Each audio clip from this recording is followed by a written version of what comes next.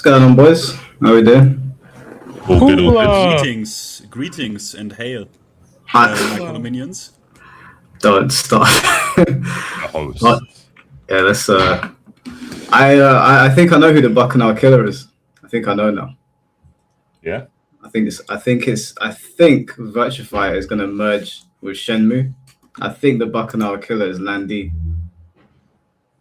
What do you I think? don't know who that is. I know Yaya knows that. Who that is? Damn. That's kind of hype. That's real. I think it's him. I think it's Landy.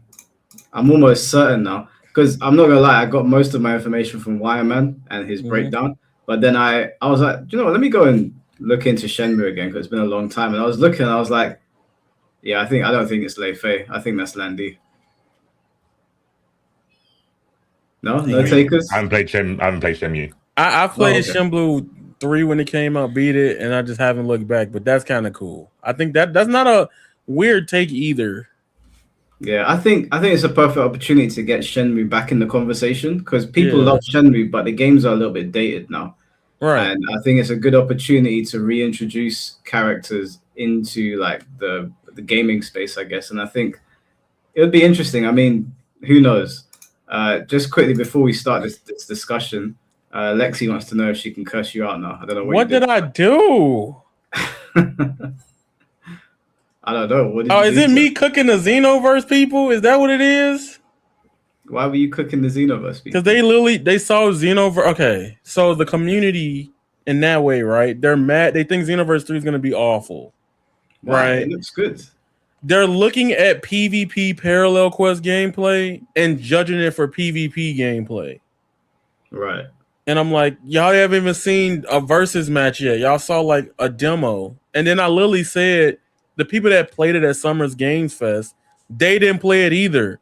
Bandai said, hey, here's a hands-off preview. Mm-hmm. And they got mad at me for saying that. Yeah, well, I'm on your side of that. That's like it's dumb. Like, at least wait a little bit. It's the MK thing. Yeah. It's not even the MK Guilty Gear thing. That was a good take. That got a lot of traction as well. I think it's a good take. You didn't say that it has to look like Guilty Gear. You said it should go for a different the MK one? No. I didn't say that at all. I literally said, I was like, I think MK could benefit from going from a different style of how things like. I didn't say it had to look like Guilty Gear Strive or Tokon. I'm just saying there's other ways they could do Mortal Kombat. You know what I'm saying? Like, I know I'm in the minority. You know, you're not even in the minority. Like, Alexis forgets that before MK11 and MK1, MK had a different art direction. Yeah, it's totally different, and the games were successful as well. So it's not outside of the norm for MK to go down a different art direction. He didn't say like Arxis. Did you? I'm pretty sure. No, I didn't say like Arxis. I just said Arxis. Yeah. You just quote retweeted Deadpool doing Scorpion's uppercut and T-pose. Yeah, like that looked better than most of what MK has done in the past 5 to 8 years. I think that's what pissed her off. He's not lying. But I didn't say that though. I'm saying it here. Now I'm saying it, but I ain't said it on Twitter. Okay, it looked really. I was like, damn. I remember watching the reveal. I was like, damn, fucking MK. Like that's really all I could think about. I was like, Deadpool's cool, but yeah, but I don't understand what Lexi read because I read it and I didn't read you saying that it should look like an Arxis game. You were saying that it needs to have a different art direction. Yes. Hey, listen. English isn't everyone's first language. I understand. But she's English. That's some. Let's try the English stock already. My apologies. I'll tone down the English stock. My apologies. I'm here for it. But Finn, how are you doing, bro? You're quiet over there. No, I'm doing good. I just sorted some things because I made like pictures for my ideas and shit and things I'm gonna just copy from other games that I liked. So okay, yeah, I've come up with what I believe is an original idea for some community building stuff in a fighting game. But I guess we'll go around in order. I'll go last, so we'll start with C4. Yeah, I don't know where you want to take it because there's so many things that you could say for community building in a game or outside of it. I'll start with something simple. I didn't have anything written down. But something I noticed not enough games, I would say, have is online training mode. Right. Kind of speaks for itself. If people talking about getting their friends into fighting games, there's nothing worse than training on your own or getting beat up by strangers. At least with online training mode, you can practice with a friend. 2XKO has to have it because it's got 2v2 mode. I'm sure there's 1 or 2 games between then and MVCI, but MVCI has it. And Cross Tekken has it. All the games I like have it. So. Yeah. Do you think it's benefit the games greatly? No, because they're tag slop. There's not much you can do to make someone like a fighting game style.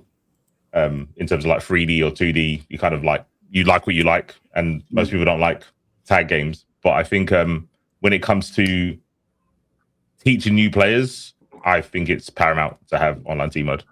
I mean, it becomes more of a standard nowadays, right? Like sometimes it's funny because Tekken 2 had online training mode, and in Tekken 7 it was removed.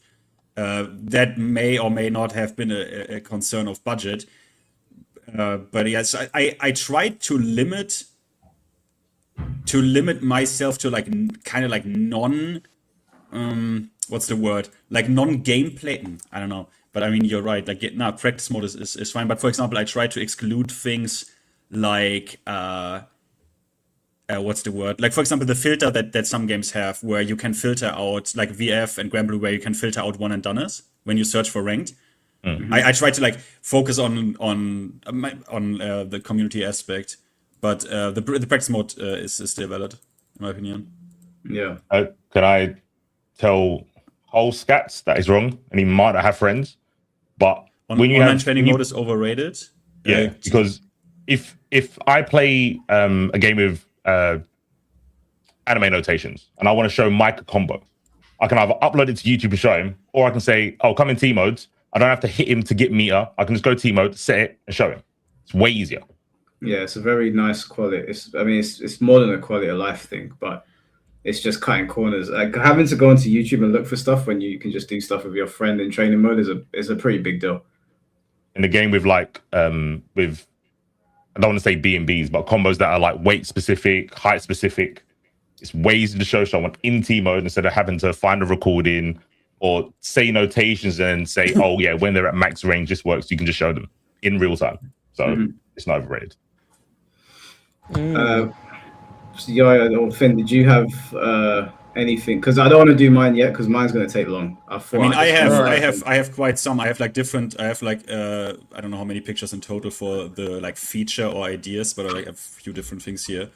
I mean, I guess this feeds into Yaya's thing. So let me just upload the first picture. Sorry. Let's see. Let's make that tall. Yeah, I sat down thinking of a brand new way that. So my one's going to be centered around ranked, but I think I've come up with a way to do it that benefits lobbies and just benefits community building and like culture. Because I feel like fighting games need to build a certain type of culture in order for the community to follow suit. Because there was a time where one and doneing was like shamed, and now it's like more acceptable. And I think that's a product of the culture. And I think that you can build a game in a certain way where those things don't even have to necessarily be shamed, but people just won't do it because of the kind of game that you've built. But I'll explain that in a bit. Yeah. So I think this. I think this. I don't know if you mean this specifically, but that is a feature, for example, that Strive has. Yes. And you meant this? Yes, I was. Okay, then yes. Then you take over because I got like way more. You take over. So I was gonna bring up my two right quick. I have more. I got a list, but. Number one, this feature is good for people that don't. If you're not too deep into the community, like going on Twitter or going in Discords to find tech or stuff like that, or even sometimes you don't know what to look to on YouTube because there's a lot of bullshit sometimes.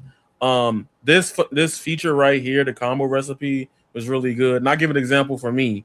A lot of times Twitter nowadays, or X, whatever you want to call it, searching stuff up has been very inconsistent recently because of how the algorithm and how they're constantly changing it. So even if we do have a set hashtag for characters, you will more than likely probably lose the tech if you didn't lock in on it when it came out.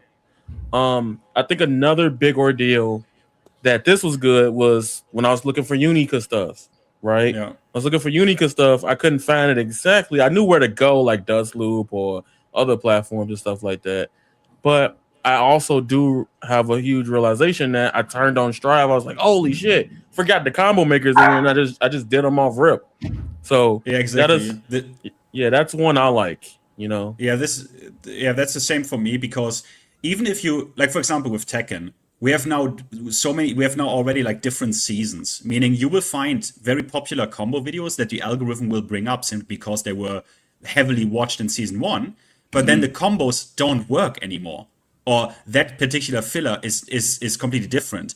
Or even if you look just basic bread and butter stuff, sometimes people unfortunately don't put notations in there. Like, this can happen, and you're like, oh, how do I do this? And here you just go in game. You can even in Guilty Gear you can set that it should be for the newest version, and then you just click on it, and you're literally in practice mode. It shows you exactly the inputs in what sequence. You can have a demonstration. Like, perfect. That's like so good. This should be a staple feature, in my opinion, in every fighting game. In every fighting game, this should be a staple feature. Can I add just on what Finn's saying, just in case people don't know? These combos are made by the community. They're made by players. Yeah. And so you have your regular, like, oh, this is what the devs want you to do in the tutorial, and you do those combos for each character. But the combo recipes are, I do a combo with Geo, and then again, instead of just, you know, sending Finn notations, he can just get the recipe for my combo. Yeah.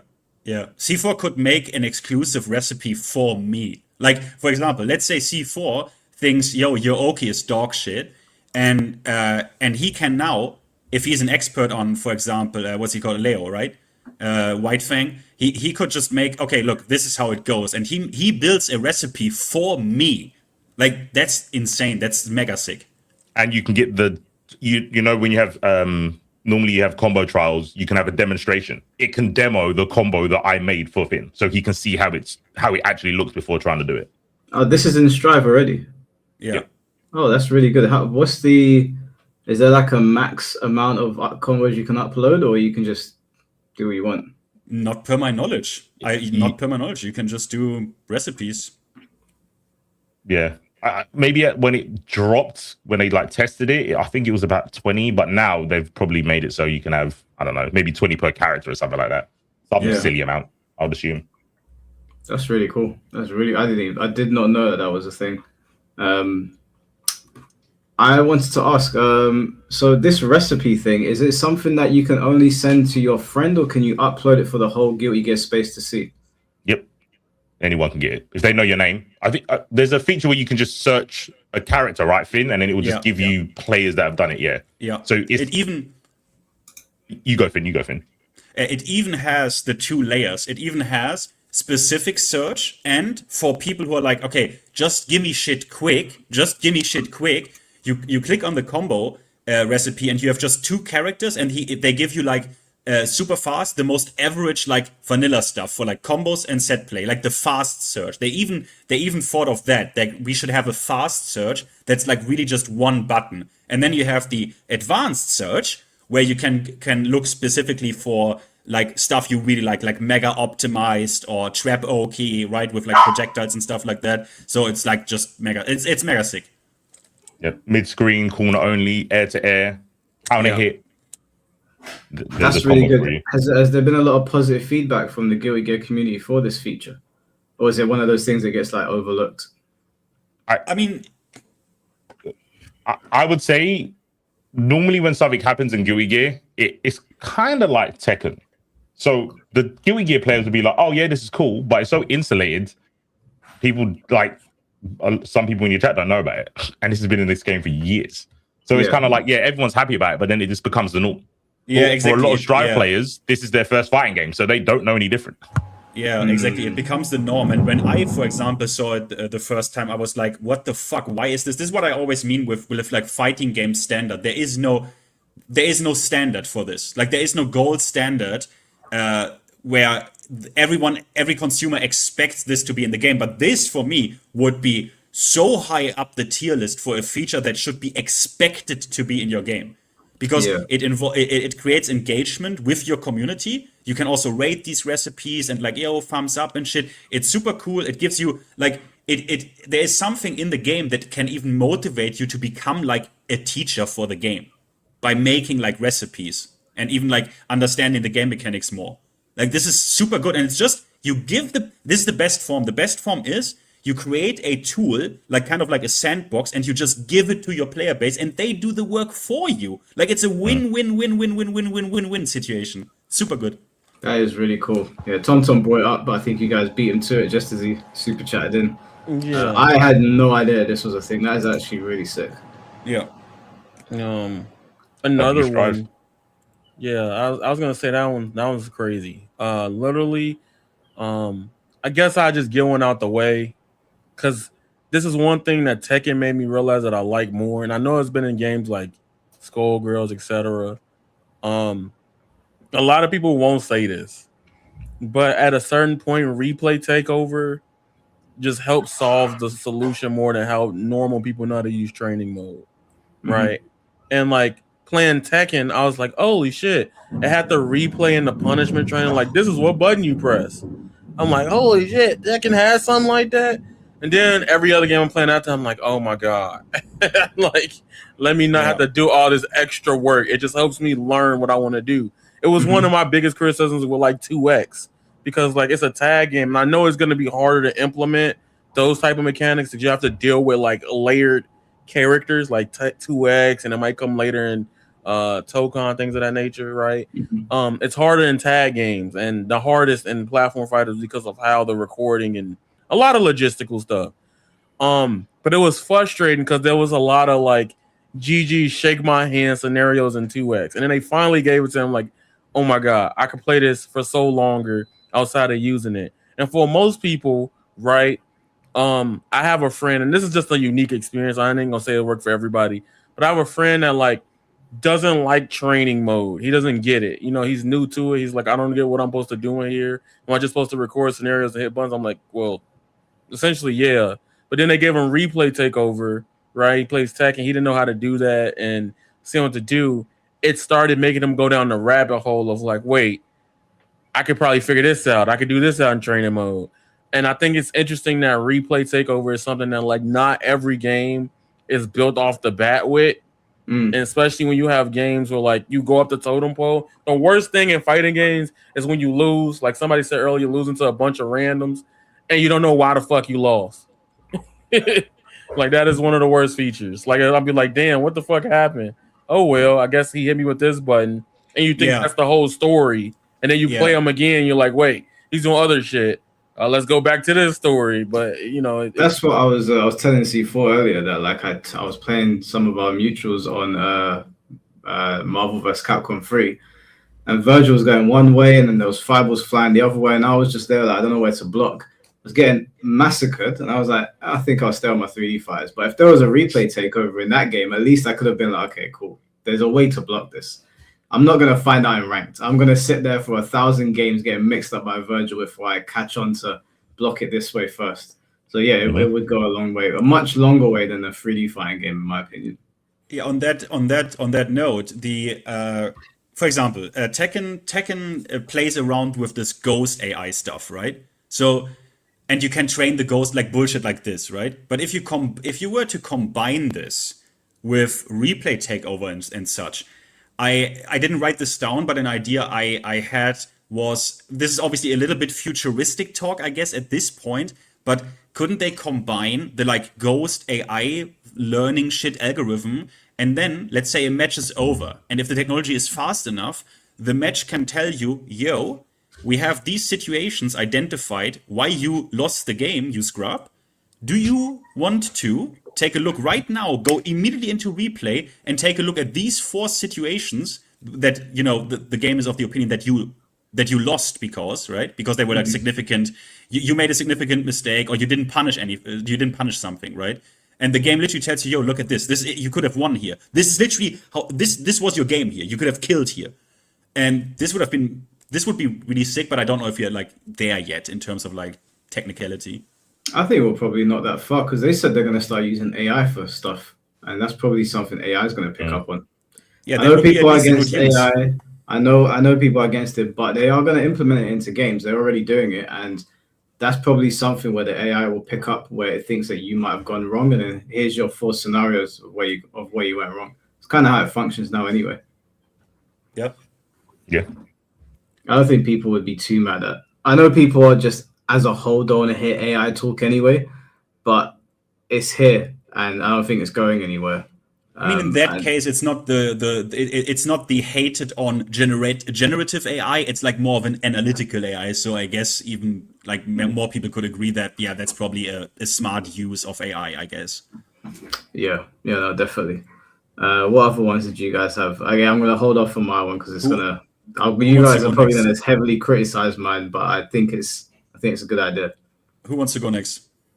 I've got an idea, but I haven't really flushed it out. I think there needs to be another way to get people to play online other than ranked. I guess Tekken does it, but it doesn't seem like anyone takes it serious, where it has the stats for like defense and stuff. I think if you're playing online and you're not like super into like execution, right? You don't play an execution heavy character, but you think your defense is pretty good.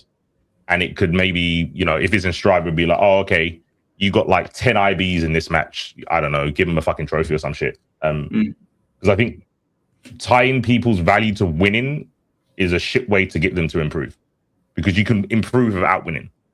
So, yeah. Yeah, my idea is actually centered around like completely gutting the current ranked system that we have in most fighting games and changing it so that winning isn't the reason why you want to jump on. Should I just talk about it now? I mean, it's going to take a little while to get through it, but maybe you guys can tell me. Yeah. It presented. All right, cool. So I wrote down some notes for this. So I've always had this idea in ranked that, I've believed for a long time that ranked in fighting games is shit. I've always thought it's like, it's bare basic. It's the same thing everywhere you go. And there's been like no real innovation for a long time. Now, I don't know how hard this would be to implement. So what my idea basically centered around, you would use the standard rank system, but I like the idea of ranked really recognizing people as like, recognizing them beyond the PNG they get. So let's say, for example, well, actually, I'll explain the system first. So I had this thing called the house system that I would love to see a fighting game do one day. And basically, when you go into ranked, right now, you just fight somebody, you get your points, and you keep it moving. But let's say that there's a system in the game that allows you to, when the ranked match starts, instead of it just being a standard ranking battle, what if you could challenge somebody to basically make them submit? So the idea is that the match is no longer just about points. The match is now about, if I beat you, you have to join my team. You have to join my dojo.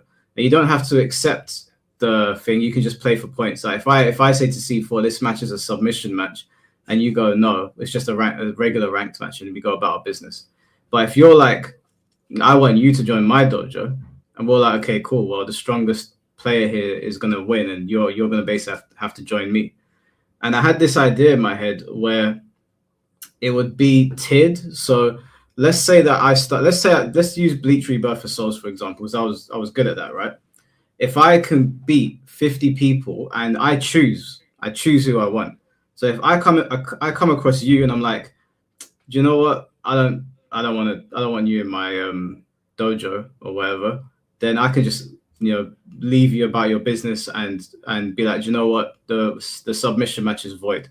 But let's say I come against Finn and Yaya and I beat them, I recruit them into my dojo, and I had this idea that you could recruit up to 50 people. You get to about 50 people that you've beaten online, that you've chosen yourself to be part of your dojo, and when you get to 50, you can still recruit if you want, but it will give you the opportunity to go from a dojo to like a village. So it's like, okay, you've won this many ranked games and you're like basically the head of the dojo. You can expand your like mini empire through ranked, and you create like this village system where now if you can recruit up to like 100 people, let's say 100 or 200 people, and the dojo part would be like the easy part where you're just recruiting. Not much can really happen to you the same way in ranked where you're playing in lower levels and you don't lose too many points. But in the village part, I would make it so that you would be the village leader, and you would also have like your 3 like elders, I guess so that they're like the captains of the village, and they can also recruit people. So they're like they're your trusted people in ranked. They're out playing ranked, representing your ends, and you've basically said to them that you've got the power to recruit people into our village. But the knock-on effect is that, or the con to it, is that people can also attack your village. So if I've come across you in ranked and you're like one of the elders in the village, or you're just a part of the village and we've recruited you and you're shit at the game, you're going to cost us because you're not fighting back properly. And the idea would be that it would do damage to your village over time. And I like the idea of at the end of like every month, the village leader and the elders, the 3 people that you basically put in charge, have to use their points to repair the village. And repairing the village would basically stop it from becoming like desolate, stop it from this making people want to leave, because people could leave your dojo or your village. And then when you've recruited enough people, you could get a district, for example. And I had this idea in my head of like Yakuza families. So in the Yakuza games, they've got like the Tojo clan and the Omni Alliance. And in your district, let's say that it's like it's C4's district, and he's got a bunch of fighters in his district, like 300 people, and they've all got their own families with their own captains and vice captains. And basically, you would have this meter that fills up over time, and you could use that system to basically challenge other districts. So you know how in World of Warcraft you can set up a raid, and all the players agree to a raid. I know it sounds like really far-fetched, but I remember my friend used to tell me, I can't sit and play games with you today because I have a raid at 5:30, and the whole squad had agreed that there's a raid. So I don't know why fighting game players couldn't do that. So let's say, for example, my district is going to take on Yaya's district, and we've agreed at 6 o'clock we're going to fight. If you don't show up, you forfeit, basically. The same way, if you don't show up to a raid, the raid is fucked.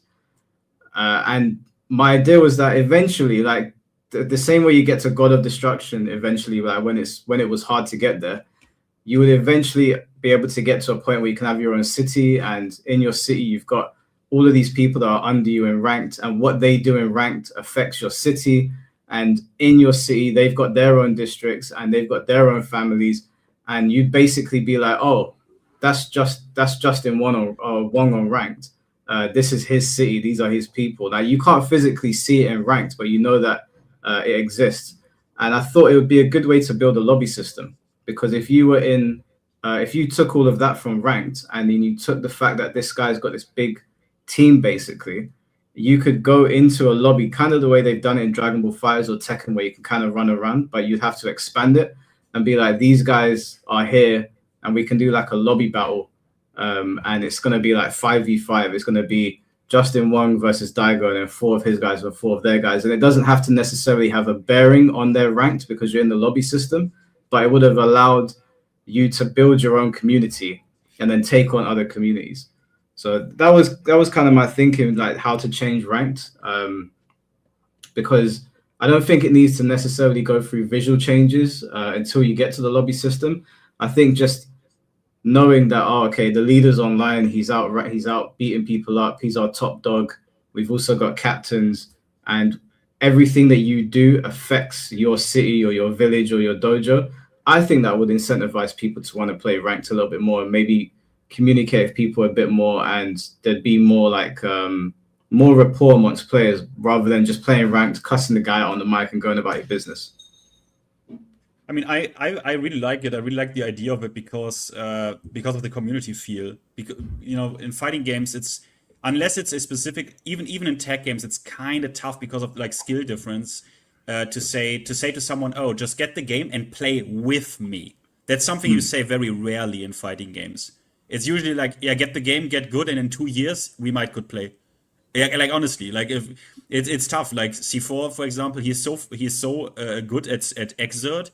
I would need, I don't know how long to even be able to properly play against him. So more of features like this. It kind of reminds me of like where in MKX where they had these clans, but that concept like actually fleshed out and with an actual idea behind it, where they had these clans like the Lin Kuei and stuff, but they never did anything with it. It was just surface level stuff. So this community oriented stuff I think is really good because fighting games are a bit isolated, right? You for example, me, bro, I don't even play ranked anymore like alone.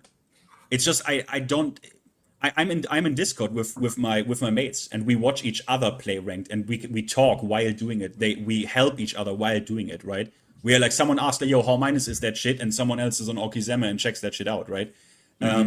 Like the community feel is something that I think you're onto it. Like it needs to have way more of that, like way more of like the community feel, like you're not alone. Yeah, it's like more than just you. RD Grid is saying it'd be like more like an MMO. It wouldn't though, because it's not a visual thing until you get to a lobby where in fighting games you can walk around lobbies now, in some of them anyway. It would just be a thing where I've signed on to ranked. I'm playing ranked. I'm representing my dojo or my district or my village or my city, and what I do affects the rank of our particular team. And then, like you were saying with online training mode, if you had a team of people and like they will belong to your team, you don't have to worry about like people not having online training partners, because the minute you sign on and you're part of a district, you can just be like, oh, this is my team. Can we do some online training or whatever? I think it would be a good way to get to, because ranked is a bit of an isolating experience right now. Like you play ranked on your own, and unless you're streaming, that's it, you're done. But if you were doing it in a way where you could actually build communities, I feel like that would incentivize people to play more, not just for the sake of winning, but to be a part of something. Yeah, you could even put something like this on top of even the classic ranked mode. You could even put it on top. Yeah. It's like versions of it, like at least versions of it. I think I think the concepts here, the concepts that you described, is something actually really good, because as you said, MMOs, the whole people, there are so many people who just play it for the community, right? Like MMOs, most of them, you stay with an MMO because of the people, not even because of the game. There's so many fucking trash MMOs that are at this point, like I don't know how old or kind of shitty, but they have a surviving community because of the community feel. And fighting games, they could actually try to go way more in like a community-oriented direction. Besides, like, because all the default stuff, like, bro, a ranked mode, okay, hallelujah. Like, we don't have any modes in Tekken, so doing a little bit on top of it is, I think, not even that much to ask for, right? Because like a default ranked mode it's pretty easy to implement, right? That doesn't cost much. Yeah, no, 100%. And I'm stealing this from Tricky, but I also mentioned it on the MK podcast I did, but Tricky fleshed out a little bit. You know how in lobbies you queue up right now to basically fight somebody?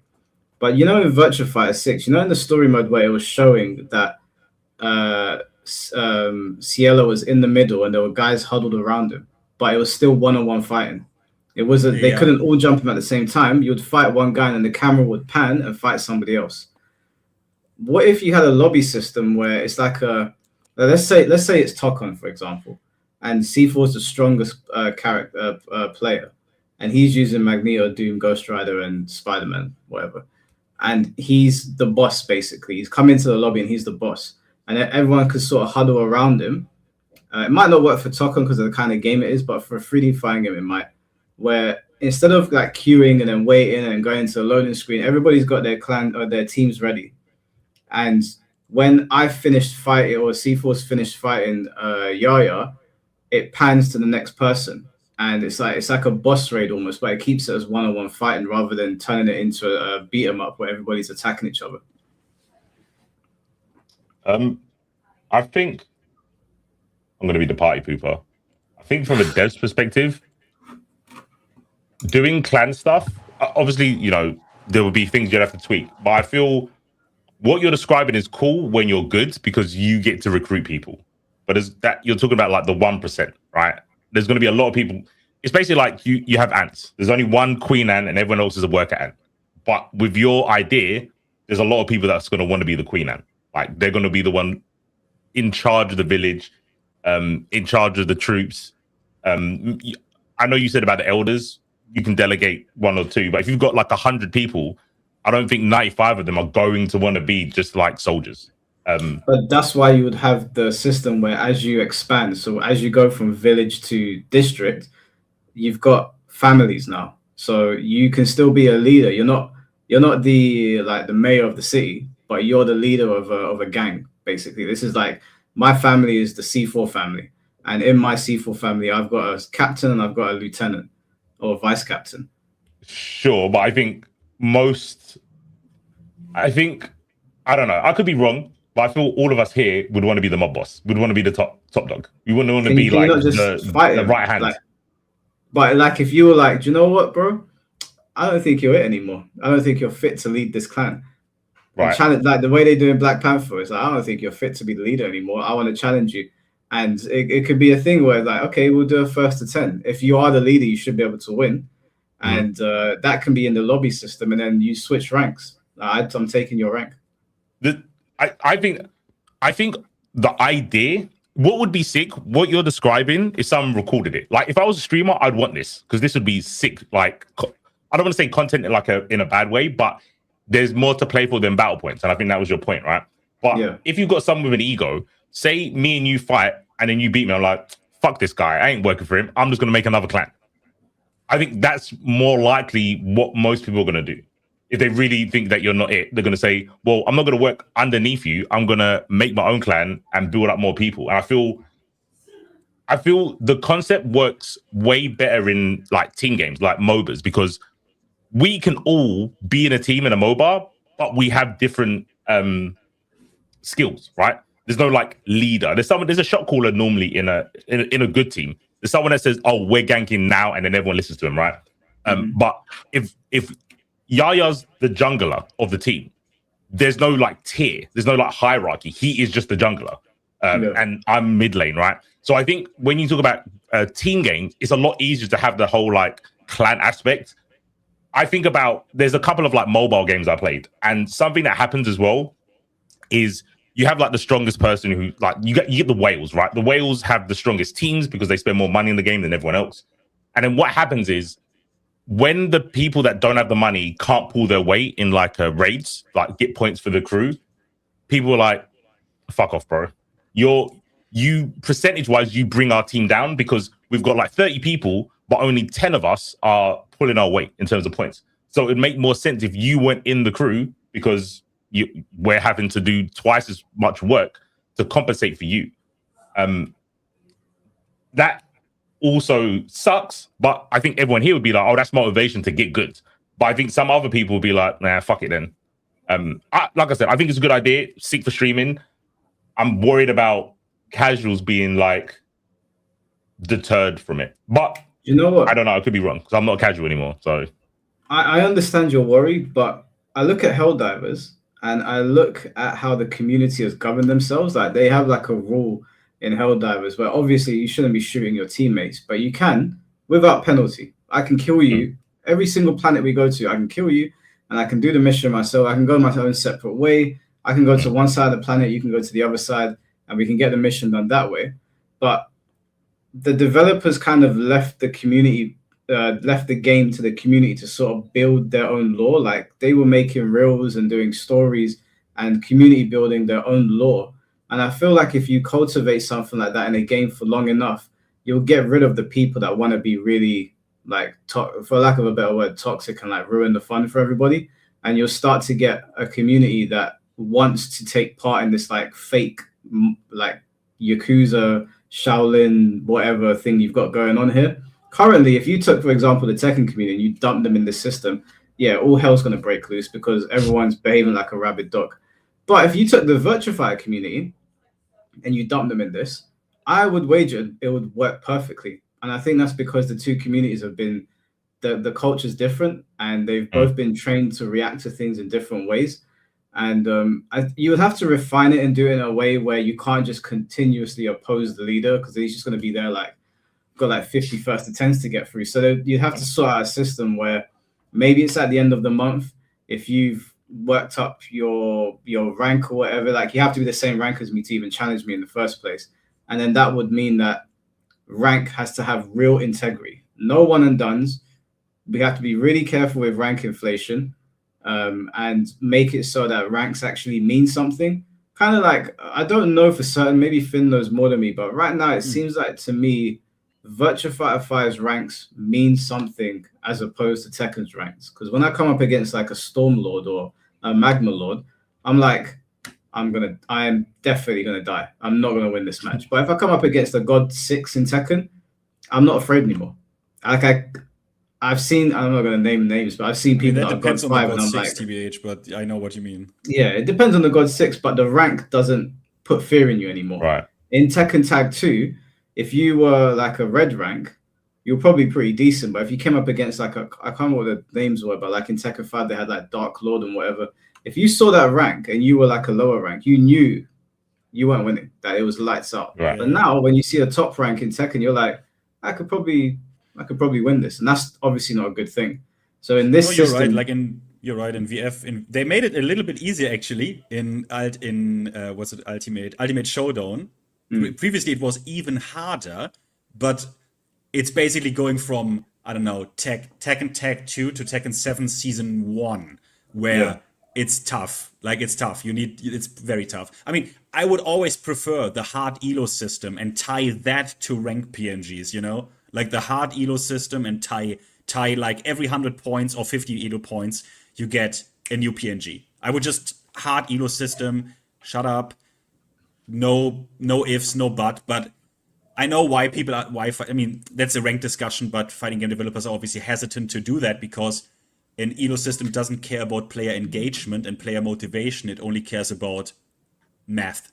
So I would change that points to respect. I mean, it would fall under the same thing, but you can't follow somebody you don't respect, right? So if we're going to build a whole system around leaders and captains and then people following, say, for example, C4 is the leader of a particular dojo and I'm a leader of one, and then I come up against him and I get beaten, that has to be on my record, and that will affect my respect.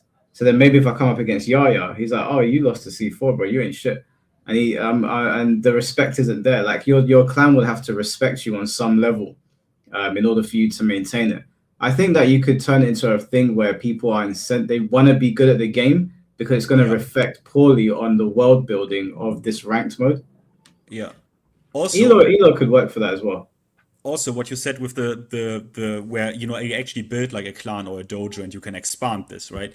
Yeah. Now, 3D shit and putting like 3D small environments into the game is not the most expensive thing, right? Something like the Grand Blue lobby in that art style, right? Where you jump around and stuff. Like, that's not the most expensive thing, like a bit chibi stuff, yeah? A bit like chibi art style. So you could even make that work where you could hang out with your dojo, like with your community. So, and speaking as someone in the shoes of, if I put myself in the shoes of a suit at the company who is interested in money, that would mean if you identify way more with the game and you have a place to hang out with your digital avatar, you are also more likely to pimp your digital avatar up with the store that I will provide you with MTX. Because let's be honest about it, guys, that's not going to go anywhere, right? Like, we're all in, like, this is just going to stay, right? Avatar, customization items, that's the way it is. But also for a suit, we get a good system, a cool system, we get good shit, but obviously it has to be paired with, like, what is the, like, do I have a financial incentive to do this? But in this case, you would, because you identify more with the game, you spend more time looking at your avatar, you are in a social group, so maybe you want the Nikes, right? No, 100%. I think that's an aspect that is seriously overlooked. Like, if you give me a reason to be somewhere and use a particular thing over and over again, and I'm having fun, I ain't got no problem buying your costumes. When I play Helldivers and a new war bond comes out, and me and my boys are like, oh, we haven't been to this planet, maybe we should get the war bond. The reason we're entertaining the idea of getting the war bond is because I feel like the game looks after its players. Granted, I haven't played it for a couple of months now, but when I was playing it every night, we wanted to get the microtransactions because they were actually good, and it felt like a worthwhile experience. I think fighting games overlook the fact that it's okay to have microtransactions in a game, but it's how you put them in the game that matters to people. Like the way Tekken did it was really, really, really bad. Really bad. The FOMO aspect of things, terrible. I don't think you should do it. I think it puts people off. I think there's a way to do it without relying on like the psychology of human nature to like prey on people. And there's a way to do it where there's actual quality in there. Like you ain't got to break the bank making us microtransactions, but at least there's something where I'm like, oh, this is cool. I'll get this. This is a flamethrower. I'll buy this. I think just to chime in on that, that's very important. And it annoys me because like I hate breaking this. Your mic. Can y'all hear me? No, I can hear you. But do you have a? I put my fan on. Okay, it was the It's hot as hell. I'm sorry. Yeah. Yeah, no problem. Then leave it on. Like I don't want to. No, I just had it. I had it on. It's like right next to the mic. That was my fault. But again, frustrating thing about fighting games now is I need them to give out better rank rewards. Like even if rank ain't the end all be all, making people play it just to want to see if they want to take it further is good. Like for example, Multiverses did this really well. You get to like the gold or plat rank, you get the skin and stuff like that. Marvel Rivals is doing that. And even if I'm not even playing the 24, I'm like, I could get to gold. Let me get this skin for this new character. It keeps you on the plan. Then I'm like, fuck it, I could go further. Yeah. Do better with that. Yeah, I honestly think that there's I think Chad was right when he said we're past the point of just giving people bog standard things and saying get good at the game. I think it does need to evolve beyond the point of just playing ranked.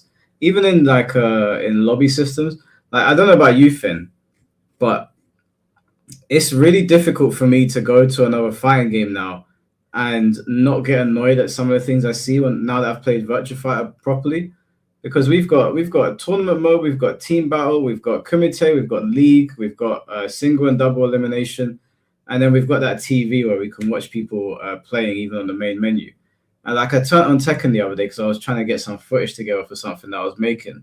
Yeah. And I was looking at it and I was like, man, this is so backwards. Like it's like, I don't want to say no effort was put in, but like it feels like minimal effort was put in when you look at the lobby system and the options that we have. I mean, it kind of, to a certain degree, I don't want to defend it because it should still be in the game. I think they say, well, the engagement on those modes was probably small. Like they probably didn't do tournament mode, for example, because not many people used it. But then you have to ask the question, well, was it because the tournament mode was kind of shit and bugged a lot and freezed? You remember that on PC, right? At least on PC, on console maybe it didn't, but on PC it freezed. So maybe that was the reason people didn't use it a lot. I guess they are like super oriented in super cost efficient thinking of like, why should we spend even the smallest amount of money on it if only 2% of the player base will use it like sometimes. Mm-hmm. But I don't know. I still think as you that you know these modes should be in there because they are good. They are cool. Like especially in the age of like content creation and streaming, right? Like we have no longer like 2008. It's in the age of like where content creators could carry your game if you make appealing modes for them to stream and engage with their audience. Oh, 100%, 100%. Let me just quickly read this super chat from Darkman. Darkman, thank you for the $2. C4, you're not Mr. Yapinator no longer. Red one, what? Not Mr. Yapinator. Changed. Okay, no, I don't know why. He's still called Yapinator. I thought he changed his name. I don't know. Yeah, he is. I don't know. I think maybe he's gone to the toilet or something. He's not here. He'll see when he comes back. He said I'm muted, but still listening. By the way, so. Oh, okay. Lemon Tea, thank you for the 5 gifted, bro. Always appreciate you very much. And No Tengu, thank you for the 2 months. Appreciate you very, very much. No Tengu. No, I gotta cook Neil Tengu. Why? Let me say this, because Neil Tengu, before you was doing this, was him. What the fuck is this image? It's the greatest image of all time. I didn't want it now. I wanted to like after you finished your. That completely almost made me. That was like a literally like jump scare. Yo, Neil Tingle been around for years. I'm talking about like Storm 4. I can't get no sub though. Like, no, I'm playing. I love Neil Tingle. That's my mod. That's my goat. He's one of your mods. Yeah, that's my goat. Okay. No, Neil Tingle lock in. So lock in when I say lock in. So the picture, Mike. No, you can put it on. This was because what Yaya said with the ranked mode, right? So, for example, I had this whole idea. This is actually from a video. So under the life spell, that sneaker is actually spinning. Like it's a small like gift sneaker, whatever. It's spinning. Now, and this is something. For example, let's say you play Kazuya. Kazuya obviously has this like he likes sneakers, right? This is a art from. God, now let me not. I forgot the name.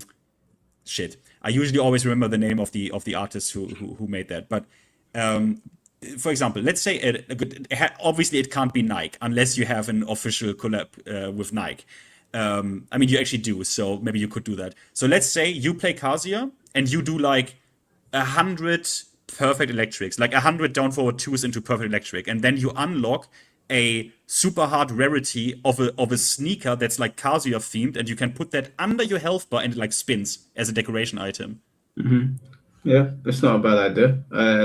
But it's basically just a cosmetic thing then. It's a cosmetic thing that you can just unlock. Or for example, if you play Feng and you, I don't know, what's something Feng related? Maybe one of his gloves or something. Dragon Scroll, maybe. He's been on Dragon Scroll, right? If you play Azucena, is easy, right? You get a coffee mug where Azucena's with a Azucena's stupid face on, and it like spins under your health bar.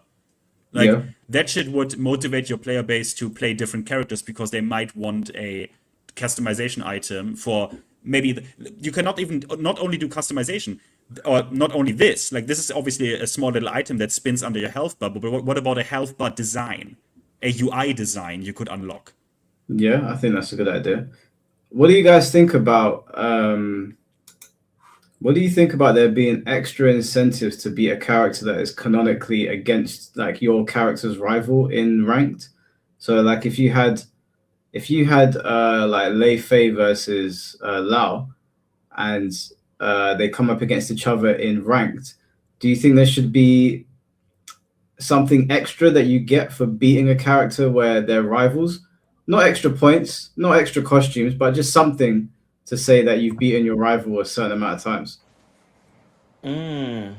Yeah, Smash Bros did that. So interesting you brought that up. If you play Smash Bros Ultimate specifically, I think you should get something for it. Every time you beat somebody in Smash Bros Ultimate, you collect the dog tags, right? So that way you can always go, I beat you this many times. So when my homies were Ultimate for the first 2 years, we would look at our tags and I'd be like, you only beat me 600 times. I beat you 1234. Okay. So it records how many times I beat you. Yeah, every time you win, you get an added dog tag to that player you fight. That's really good. I'm surprised. Yeah.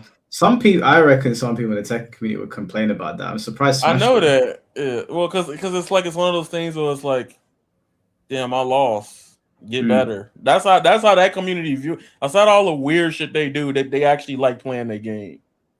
Yeah, I guess C4's point is true though. If the matchup is really bad, so if like Lei Fei like 9-1s Lao, then those players are gonna get farmed, I guess. Yeah, but it's not one of those things like you intentionally doing like okay in a lobby. You know what I'm saying? Like, yeah, but like if I'm on ranked, I'm not expecting to, fight that 24/7 or something, And another idea to bring up.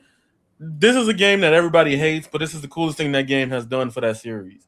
I got to bring up Naruto Storm Connections. What they do is they have this thing every 1 to 3 months where they have like it's essentially if y'all play Splatoon, a Splatfest, but for Naruto.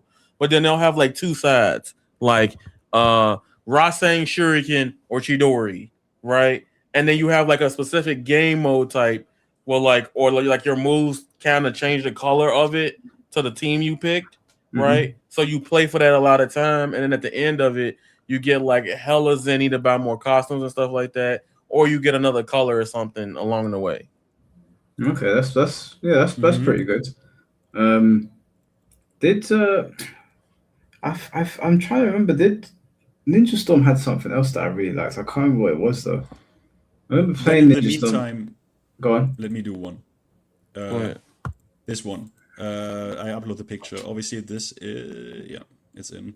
So this is obviously AI slop generated, but this is something that I don't know why games don't have that. Like this is just obviously as a concept, a community tab where the Brian Advanced guide, by the way, That's the just AI Tekken. made it. The AI made it main man sui. Like, where is something like this? Like a community tab. I don't see this in Strive. That's just I don't see Tekken. this. It's in Strive.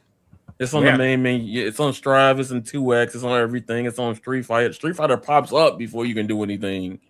And letting With you know. YouTube stuff, I never saw that in Street Fighter. Well, not with just the YouTube stuff, but like reveal trailer. They'll be like this new character. Oh yeah, but I meant AWC. okay, sorry, but I meant like more. This is I don't know why he did this. I mean like content creators, like you for like the Avatar game, for example, or you know, like a Diaphone for a Grand Blue, right? Like this is I don't know. He did this like reveal trailer bullshit. I wanted more of like a community focused thing, right, with content creators in there, or YouTube. Like what are the videos right now that are popping on like today for Tekken who released, right? Yeah. What's I think that should you know, be and that, it would be. I think this would be like really cool.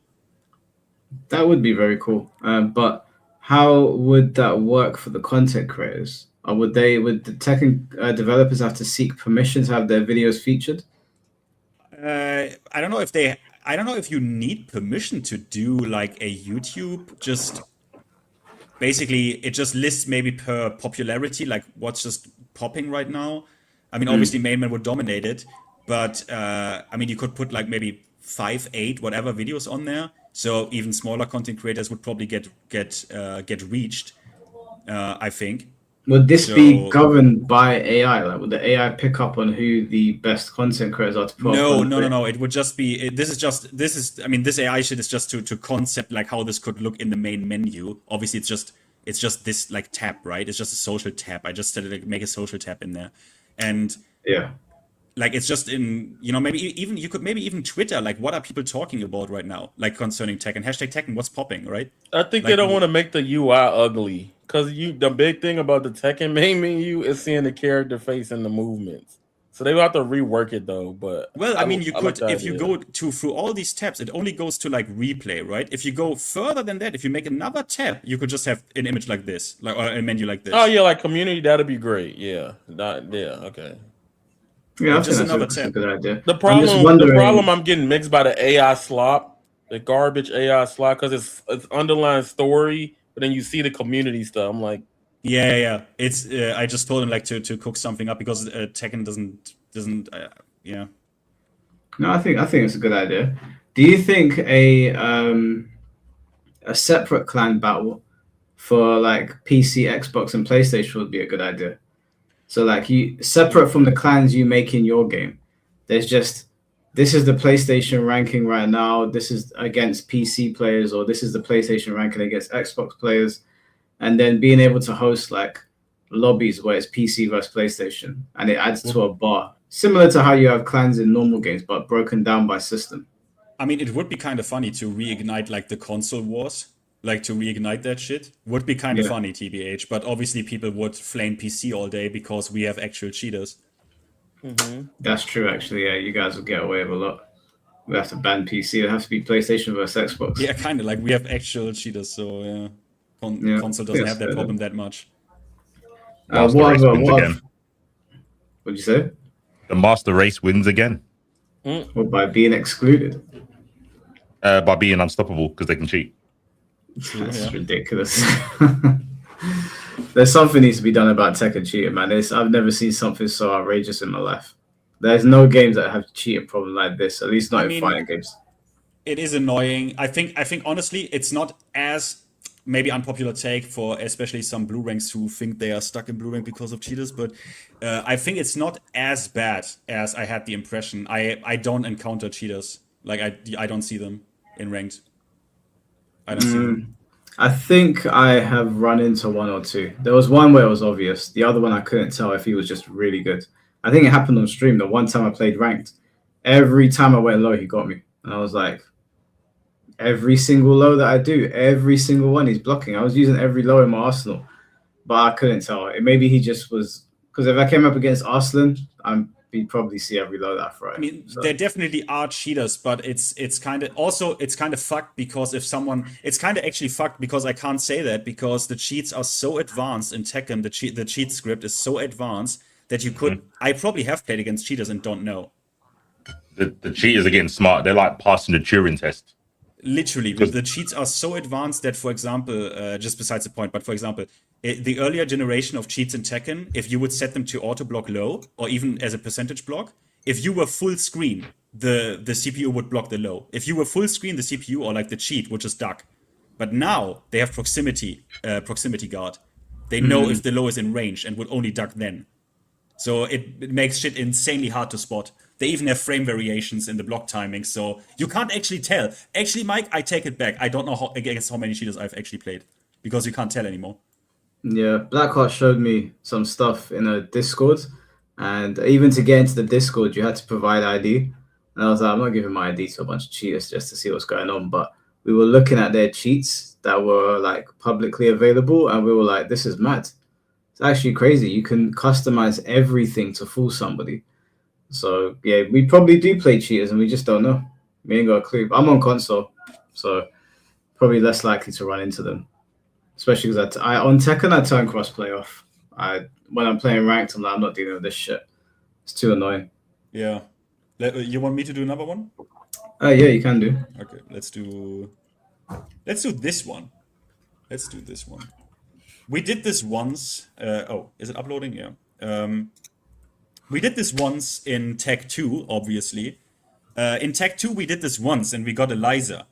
Avatar is doing it right now with character voting for an actual DLC character. And I think fighting games, it would be really cool if they would do this like for at least one game. And maybe even people could enter like a almost advertisement campaign for their character and say, why should he be in the game, right? The community could almost debate this and make advertisements for their character. What do you think about this? I think it's a great idea until the Lucky Chloe's an option and she wins. And then I'm like, we gave idiots too much power. I think it's a great idea. I'll never get the characters I want, so I'll be forever salty. But yeah, no, the idea is very, very good because then it gives all of us an opportunity to sit there and explain why our character should be here. Like I can tell Yaya why it's a good thing that Tifa's not in Tekken and Yujiro is, and we can talk about it. I could tell people why maybe, I don't know, maybe Roger should be deleted, Jinpachi be added, you know? It's community and they do listen. Like Tiny, you say they never listened to those. They did. They made a vote in Tech 2 and Eliza got added into the game. They do that. But they don't. Strife does this. But they do popularity votes. And Jam was second, I think, in the last one. No, I think Jam was first in the early days of Strive, and then she went to second. But I don't know how long it took for them to make Jam. So she could have been in production for fucking years. I don't know. But yeah, they do a popularity vote. He said population. Yeah. What do you think about this? But yeah, they do this in Smash Bros. They sent out a form at one point saying, "Who do you want?" It almost killed the series. Yeah, who were people asking for again? So people were asking for dumb shit like Goku, John Cena, Peter Griffin, but it ended up being Bayonetta. Yeah, it was Bayonetta. So that was a free voting. Like I could say whatever I want. Yeah, but in this case, you have to buy the game. You got to pre-order the game to get the chance to vote. So you have to sit there and be like, if you really committed about it, you got to pay for it. So I think in this case with Avatar, like it's very interesting, but it's kind of like it depends on the voting. See, the problem I have with it is that it's 5 characters. I thought it was gonna be like every character gets voted on. You know what I'm saying? Like it was like a year pass slot of stuff. Like maybe we had like 2 characters. And like for this image right here, like I thought it was gonna be like, all right, we picked Tenzin or Kravira, Amon or Boomy, yada yada yada yada. But it's all 5. And my problem is like you kind of clearly know who was the popular picks. based on what people are saying. And then again, it could change because it's both some of the strongest characters from the series that people do like, even if you don't like the show or the characters. But like, it's like Boomy or Amon. That's what it looks like for most people, right? Can I give you a reason why I think devs don't do it? Yeah. I think devs don't do it. So I don't know any of these characters in Avatar. I'm just gonna say left and right. So say you only had two, right? The guy on the left, he looks like fucking the Avatar Airbender's dad or something, and the chick on the right. I think when a dev goes, okay, guys, vote on this. Say the guy on the left won. Now you've got a problem as if, well, now if we make the chick on the right, everyone's going to say, well, this vote is pointless because we're going to get all the characters that you present to us anyway. On the other end, it's like, oh, okay, now you're never going to see this chick. Everyone's going to be, oh, we're never going to get this character now. That's fucked. Yeah. No, I hear that. Okay, I don't know if have they said anything to that, like how that works. If the character is then like can't be in the game. I don't know. I think there's rumors of that, like they'll come later, but like if then later could mean how, it's fighting games. Yeah, it's kind of weird. Yeah. So like they'll say later, and then we like the game stops on like it's an indie game. Like as much as there's hype around it. Like, it's not going to reach the lengths of Tokon. You get what I'm saying? Like, what some people think it's going to do. I'm looking at it as like, all right, this is potentially the FGC's next, in a good way, take all the negative stuff out, Skullgirls, right? So, in that way, I don't think it's going to go past, like, 2 to 3 seasons. I would want it to go as long as 10 years if it could, So, the problem when you have a voting system like this is, like, for example, my favorite character, if you watch the show, right, all of these characters, I'm an Avatar fan in general. I don't give a fuck. I'm gonna be honest. Like everybody can come. There's the only character I probably hate from Avatar that I don't want to see is Jet. And that was the one in the first with the little thing in his mouth because he's just lame to me. But other than that, I generally just like all the Avatar and the Legend of Korra. I just love both of those series. The Avatar, my name comes from Korra, so I am kind of biased. In a way, I want to see all the Korra characters, which the whole past is Korra characters, and then there's Boomy from The Last Airbender. And what the problem I have with the voting is that like they explain what each character could play like the potential idea and philosophy behind it. But then like people not looking at that, people are looking past, oh, just Boomy, I want him, instead of like for the gameplay. You know what I'm saying? Like obviously Boomy's a popular one. Amon is another one because that's a bloodbender. He's gonna be like the grapple command grab character, right? But Asami, I know people don't like Asami as a character in the game, the girl at the farthest right? But her whole gimmick is like the fun one out of all the other characters that the game doesn't have at all. People are not gonna vote for her because it's like, oh, I don't like Asami and stuff, which is perfectly fine. But I do think when it comes to a voting thing, we just gotta see how this turns out and what the future of it holds. Like, for example, if they drop, let's say Boomy comes, right? And then the next two characters feel like the year 2, I'm cool with it. But if everybody just ended up fucking coming in year 2, what's the point of voting? You know what I'm saying? Yeah, I guess I could see it from that side. Quick side note, is Avatar good? Because I've been seeing a lot of negative things online. But I don't know if it's just coming from Japan. Let me explain Avatar's situation right now. So Avatar situation is, if y'all don't know, the new movie that's coming out, it's animated by the team that did the Teenage Mutant Ninja Turtles movie. You know, the one with the super crazy animation recently? Mm-hmm. That's the team that did that movie. What happened is somebody hacked all the Paramount servers and leaked everything Avatar: The Last Airbender that's coming out. Even the new show that's not even out yet, all that's on the server. No, I was talking about the game. People are shitting on the game. Oh, okay. So what I'm seeing, really? I thought everyone is in love with it. In Japan, here's what's happening. So you know what the whole Sony shit that's happening right now? Yeah. It's not just Avatar. They're not responding to nobody when it comes to the game. So like the rollback, they're working on it as we speak. They're trying to fix the rollback on PS5. Xbox is good. PC is good. Switch is good. But the Sony version is very bad. I know it was Chris T or somebody else, Chris F. He was like, yo, I can't play this game in Japan right now. The rollback is really bad on the PS5 version. But the devs came out and said they have been working on it in that way. Outside of that, everybody just loved the fucking game. I haven't seen anybody hate on it in that way outside of just inconsistencies with the rollback. Yeah, that was the main thing I saw, that people in Japan were not having a good time online. But if that's the only thing, then hopefully they can fix it. Just because someone asked, yes, that was Yugi, specifically Yummy Yugi in the bottom right on the picture. Just because after I saw the mod for the mod trailer for the Dragon Ball Z for Yummy Yugi, this character needs to get into a fighting game. Like if you haven't, okay, guys, if you haven't seen it the yet, I've only seen the Ichigo one. It's fucking insane, bro. Really? The Dragon. There's who did they do before? It was the guy from JoJo. Brando. Oh yeah, they did a Jotaro, didn't they?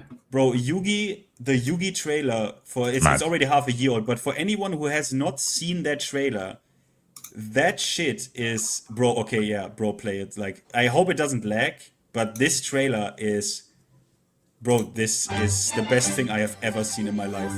One person did this, by the way. Burrito, I think his name is. Yeah, one person. I swear, the wonder of like birthing a child is nothing compared to this trailer. Like, the wonder of life is nothing compared to this. There he is.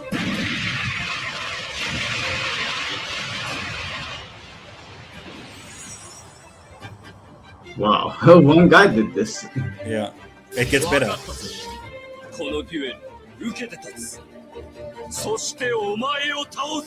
I can't even imagine. Why does it sound so fucking StreamYard all the time?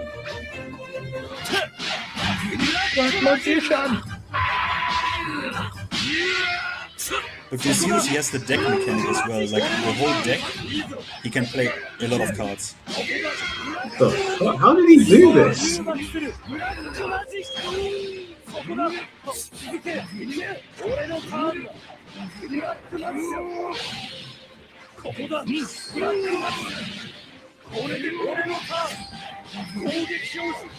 It gets better, by the way. It gets better.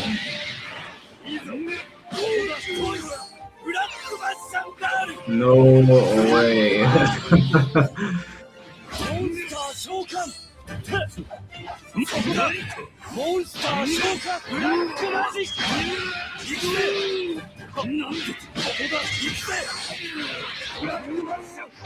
No, someone needs to give this guy a job. Oh my god. It gets better.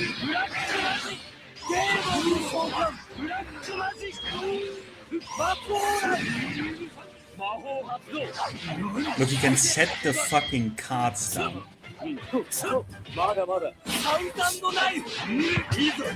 Yeah, this made me want to jump fighter.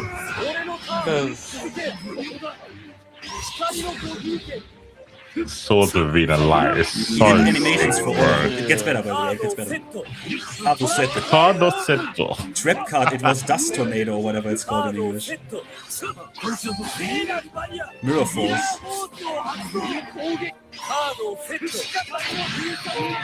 What the fuck? It gets better, by the way.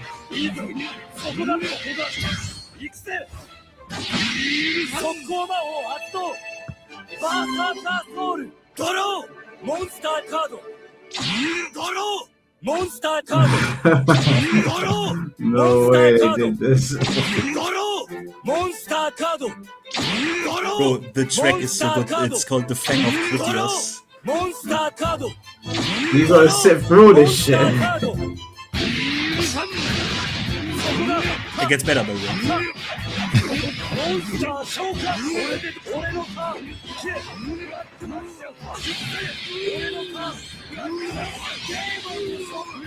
No, this is incredible.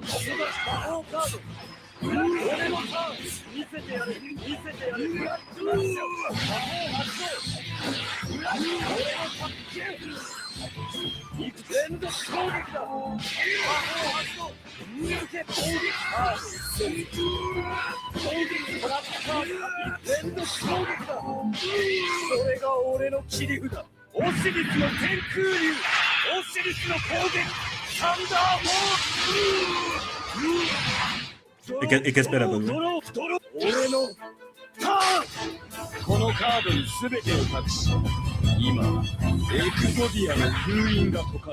How did he do this?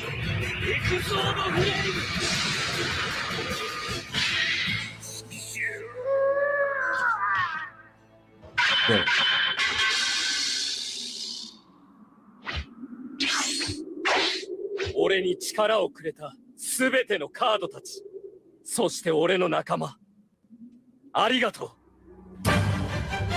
No, that's Bro, this is actually the the best best thing. mod I've ever seen in my life. This is It was I don't mad. even know how he made these models, like how he made where he got the Exodium. He had to commission someone to make these models, I assume. And a lot of that isn't just copy and paste onto another animation. Most of those are like new animations. Yeah, I maybe some of the Black Magician stuff you can say that he got from another character, but 98.7% of that is not reusable animations from the game. And the voice acting, I'm assuming he just ripped parts of the anime. He did. Like, it was really, really on point, to the point where I'm like, did you get the voice acting involved? Yeah. That was incredible. I thought it was the Sparking Zero mod you were talking about. Have you guys have seen the Sparking Zero mod? He's done like Ichigo. Oh yeah, the Ichigo one. You showed this once. Yeah. One. Yeah, that guy's done quite a few characters now. That's why Yugi is on there, because like, bro, I mean, I still watch like Yu-Gi-Oh, and this shit is, to me, it's like just always my heart feels warm. And this character, the way this could work in a fighting game is just so good. He needs to be in a fighting game. Yugi needs to be in a fighting game, man. Please. Oh, someone in the chat said that guy's working on battle manga. That would make sense. What's battle manga? I guess it's like is it meant to be like a Saturday morning kids cartoon Jump Force sort of thing? He's working. Oh, yeah. Okay. Oh yeah, I have seen this, yeah. Interesting. Very, very interesting. That was man, there's so many talented people out there. Yeah. Probably just did this sitting in his room one day. It was just like, fuck it, I'll do it. There's no one else for. What can I say, bro? Krillin players are talented. He's a Krillin player. He is a Krillin player. Are you a Krillin player? Of course I am, mate. High IQ character. Let me pitch you one. I go to toilet real quick, but C4, for example, how you take over, yeah? How about this? How about when you talk community stuff, where the developer themselves should maybe post more like counterplay and stuff? I think you remember this, right? When Grand Blue released, like, you take over? Yeah. So 66L forward light, I don't know what you want to call it. This is was a big problem in the scene. It's one of those things, again, like, if you don't know about Grand Blue, you wouldn't notice, but people were buying shirts of their character doing this move because this is a universal mechanic. It's like a forward advancing. There's no armor on it. It's forward advancing, it's plus, and it leaves you at like a range where you can just go ham. If it hits, you get a combo. The community hated it. Absolutely despised it. Sounds like Tekken. Yeah, literally Tekken, Guilty Gear with Wild Assault. They all disliked it. And the devs, I think at the time, people thought, oh, you're taking the piss, you're trolling. I guess it's the same when you was talking about Michael Murray in terms of, like, what was it, blocking the Hell Sweep or something? Yeah. Oh, God. Yeah. Why would you sidestep if you were sidewalk if you just block? That's it, yeah. When they go like, well, this is the answer to that move, why is everyone crying? They kind of done these guides on how to deal with 6XL. And I think at first people were like, you're taking the piss, right? We know how to deal with it. We're saying it's just not, it's too broken. It's too good. Like, it doesn't cost any meter, nothing like that. It doesn't cost resources. It's just forward, and light attack. That's all it is. Yeah. I think what Finn wanted me to talk about is that the devs were basically trying to give hints, kind of like character guides, but more on the defensive side. So like, oh, if this happens to you a lot, this is how you can deal with this move. Which, I mean, that doesn't happen often. Normally you get the devs caring about offense, what you can do with a character, but they don't tend to tell you what you can do against the character. So yeah, no, that's good that they try to do that. I mean, it's this stupid explanation, I think, but at least they tried something. If you look, while defending, stay cool and look for gaps. Like, I saw that, I was like, you're fucking trolling us, bro. But they were better off saying go fuck yourself, to be honest with you. That is just the sentiment is there, but it's insulting. Yeah, just say, yeah, you got to hold these plus frames. Make it whiff next time. They might as well just said that. Like, fuck it. That's terrible. I got 1.1 million views on Grand Blue. I imagine people were pissed. If it was one of the earlier ones, yeah, people would have been super pissed. Look at the gaps So in is your foe's this- pressure or cross over to escape. So they've got like a dodge mechanic. I remember when Chad was learning the game, he was like, "Oh, it is a 2D game, but it technically plays like a 3D game because you have a dodge mechanic and a roll through. So you do have a third option." Okay, that's interesting. Did you guys have any other ideas for like community building stuff in games?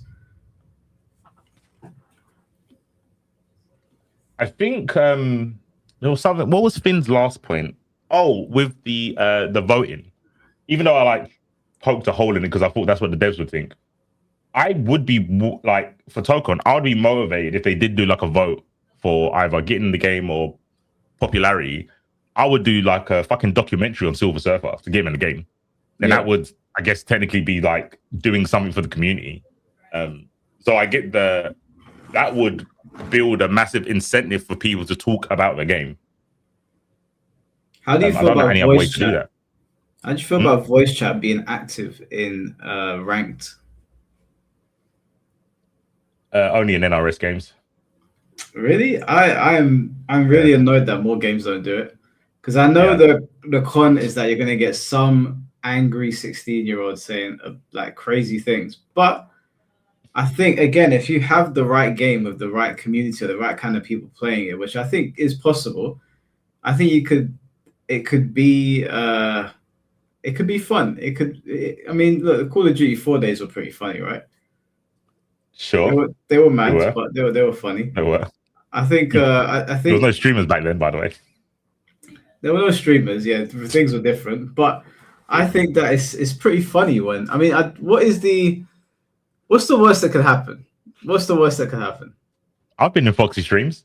You can make a soundboard out of them. Like that's what I mean. Like it's cool for some games. I just think when you're streaming like Street Fighter and you randomly jump into someone throwing out slurs, I guess it depends on the tone of the game. That's what I said. Like NRS games, fuck it, go ham. Probably even Invincible versus, fuck it. Well, the characters are swearing, fuck it. Like let the players swear at each other. And I think when you've got enough filtered community like Virtual Fire, I'm sure Virtual Fire is just fucking someone offer you tea and crumpets, brother. It's probably like really nice, but that's after years and years of filtering. That's true, but the upcoming Virtual Fire game has swearing in it. Oh, yeah. Well. They swore quite a lot actually in the first trailer. So when it comes to this stuff, right, the interactions between players, this is also something. So this picture right here. So Tekken players will know this. In the lobby, we have these emotes that you can use, and they're nice. Like they're drawn. You could even like maybe animate them a little bit with like I don't know some whatever hand wiggling or something.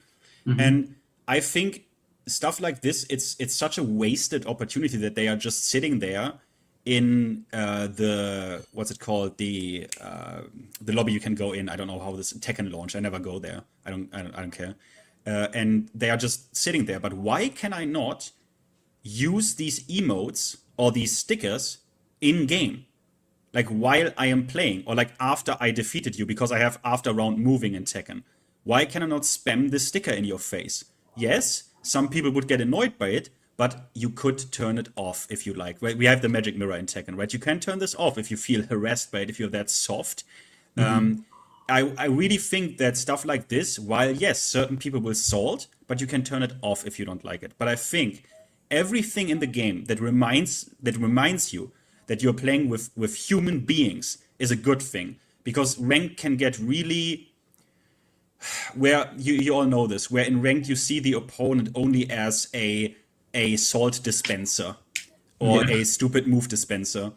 And this, when you play against, or you do something sick and someone even does like a wow emote where like Reina literally soy pox because you did like down forward 2 perfect electric with Kazuya, and while you combo this guy, he even like spams a soy pogging Reina to give you props for that. Like that would be a positive emotion, right? Like that would really like heighten a positive feeling, in my opinion. So I don't know why this is So like I don't know, the maximum I can do is like I don't know. What I can do is a problem, because what I can do is I can move around, I can duck, I can key charge. But even if I mean these things in a positive way, they are already associated with like a stigma, right? Oh, if you shuffle or like you corpse, we call this like corpse kicking, right? If you corpse kick in Tekken after the round, people will usually interpret this as a hostile thing. But maybe you meant to like positively communicate through in-game motions, right? We have even these memes. Oh, it's Christmas, guys. Wish your opponent a happy Christmas by key charging, because you then glow like a Christmas tree, right? Obviously, that's a troll to troll new players, so they key charge the other player, because key charge has established itself as a toxic gesture. But these emotes could be something cool, something positive, right? Something that reminds you, oh, I play against another human who is also like a funny guy, right? What do you think about this? So can I make you real mad? Yes. They have this in Dragon Ball FighterZ. Yeah, see, bro, why is this like, yeah, see, Dragon Ball is like, but this is what I mean. Where is the standard, right? VF has that, Grand Blue has this, Guilty Gear has the combo search, Dragon Ball has the best modder of all time, and emotes in game. Yep. So this is what I mean, guys. And it's Bamco, so they know. Yeah, it's not like it's a concept that's gone past them. It's out of choice, because like how you wanted it. It's exactly like that in Dragon Ball. If you and Mike are fighting and I'm spectating, I can spam Z stamps, and I'm pretty sure you guys don't see it. The two people fighting don't see it. It's everyone else spectating. But at the end of the match, you can Z stamp each other. Yeah, you can do it in Virtua Fighter as well. They've got this system in Virtua Fighter too. You can spam people in lobby. I don't know if I don't think the people fighting can see it as well, but you can see it in the spectator mode. And I want this in game. Like, it's already there. It's you had artists work on these. Like, why not make use of this? Why, like, even from a capitalistic standpoint, I should extract the maximum use out of assets I create for a game. What is going on with you fucking idiots over there? Like, why are you not doing this? This makes me really fucking mad, because we're going to the next one, because I want to even get this even further here. This one. Now, this one. Now, people will do fuckery with this, but everyone who played Counter-Strike remembers this. Everyone, I did. Obviously, look, this reaction you will have when someone spams something like this in Counter-Strike, right? What is that? Is that a chicken? That's a chicken, and there's like, I don't know if this is Miley Cyrus or whoever that shit is, but this is a count. Look, this is how I feel in a Counter-Strike lobby. Everyone who played Counter-Strike knows this. This is back in the day. This is back in the day. It's just a chicken, bro. It's just a fucking chicken. It's just a chicken. It's just a chicken. So the thing, I get groceries and I see Miley Cyrus on a chicken butt. Everyone who went into a Counter-Strike lobby saw a Counter-Strike server in Source. They know these sprays, right? You could make custom sprays, and Mike, you know this probably as well, right? You could make custom sprays in Counter-Strike, and you could spray them at the wall. Yeah. Now in Tekken, you see that on top there, we have the system of sprays in the lobby, and I can spray them on the ground. Who fucking who fucking cares about the lobby? I want to be, because it's just, if I'm correct, I need to ask Jay Wukong about this. But if I'm correct, this is just like a flat texture or whatever, a map, and you could spray this at on any object in a Tekken round, right? So how about if I wall combo you? While I am wall comboing you, I spray something on the wall behind you. And even better, if I can use a custom image. Yes, people will do mad shit with it, but that gives you memories, that ties you, that like, the more fucked up and crazy the thing is that people would spray on these walls, it would leave a lasting impression. And you would think like, bro, I played Tekken today just to see what mad shit people are gonna spray at the wall. Is it a swastika? Is it racism? Is it hentai? Who knows? Yeah, but you can't implement this into a game that isn't 18 plus. Who says that no, you can, because Counter-Strike wasn't 18 plus in Germany. It wasn't. It wasn't. Yeah, but if you did that in Germany, if you did a swastika in Germany, you'd go to prison, right? Well, I mean, if people would report this, if Steam is usually pretty base, they don't care about shit. Like Steam doesn't give a single fuck. I went against so many CS:GO players that had swastikas as their Steam profile. Bro, even in Tekken 8, they used to display your Steam. In Tekken 7, sorry, they used to display your Steam profile picture, which was kind of funny. But I think the more memories you have with a game that are user based, like community based, the more you're like connected to it. Like, I would play way more if you could spray some fucked up shit at the wall, because I want to see what the next, like, what this degenerate Alisa barefoot player sprays at the wall next. C4. Any takes? C4. What's your opinion on my based idea? Sorry, one sec. Okay, everyone's gone. I'm just getting sorry. That idea is horrible. Why is it why is it horrible?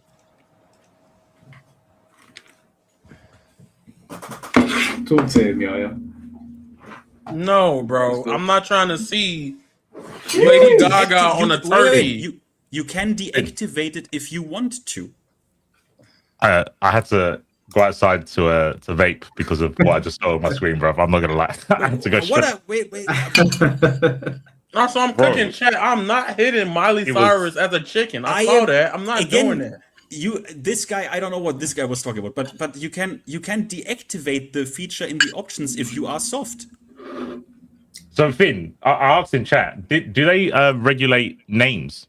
You know, I remember you showed me the list of like players with crazy names.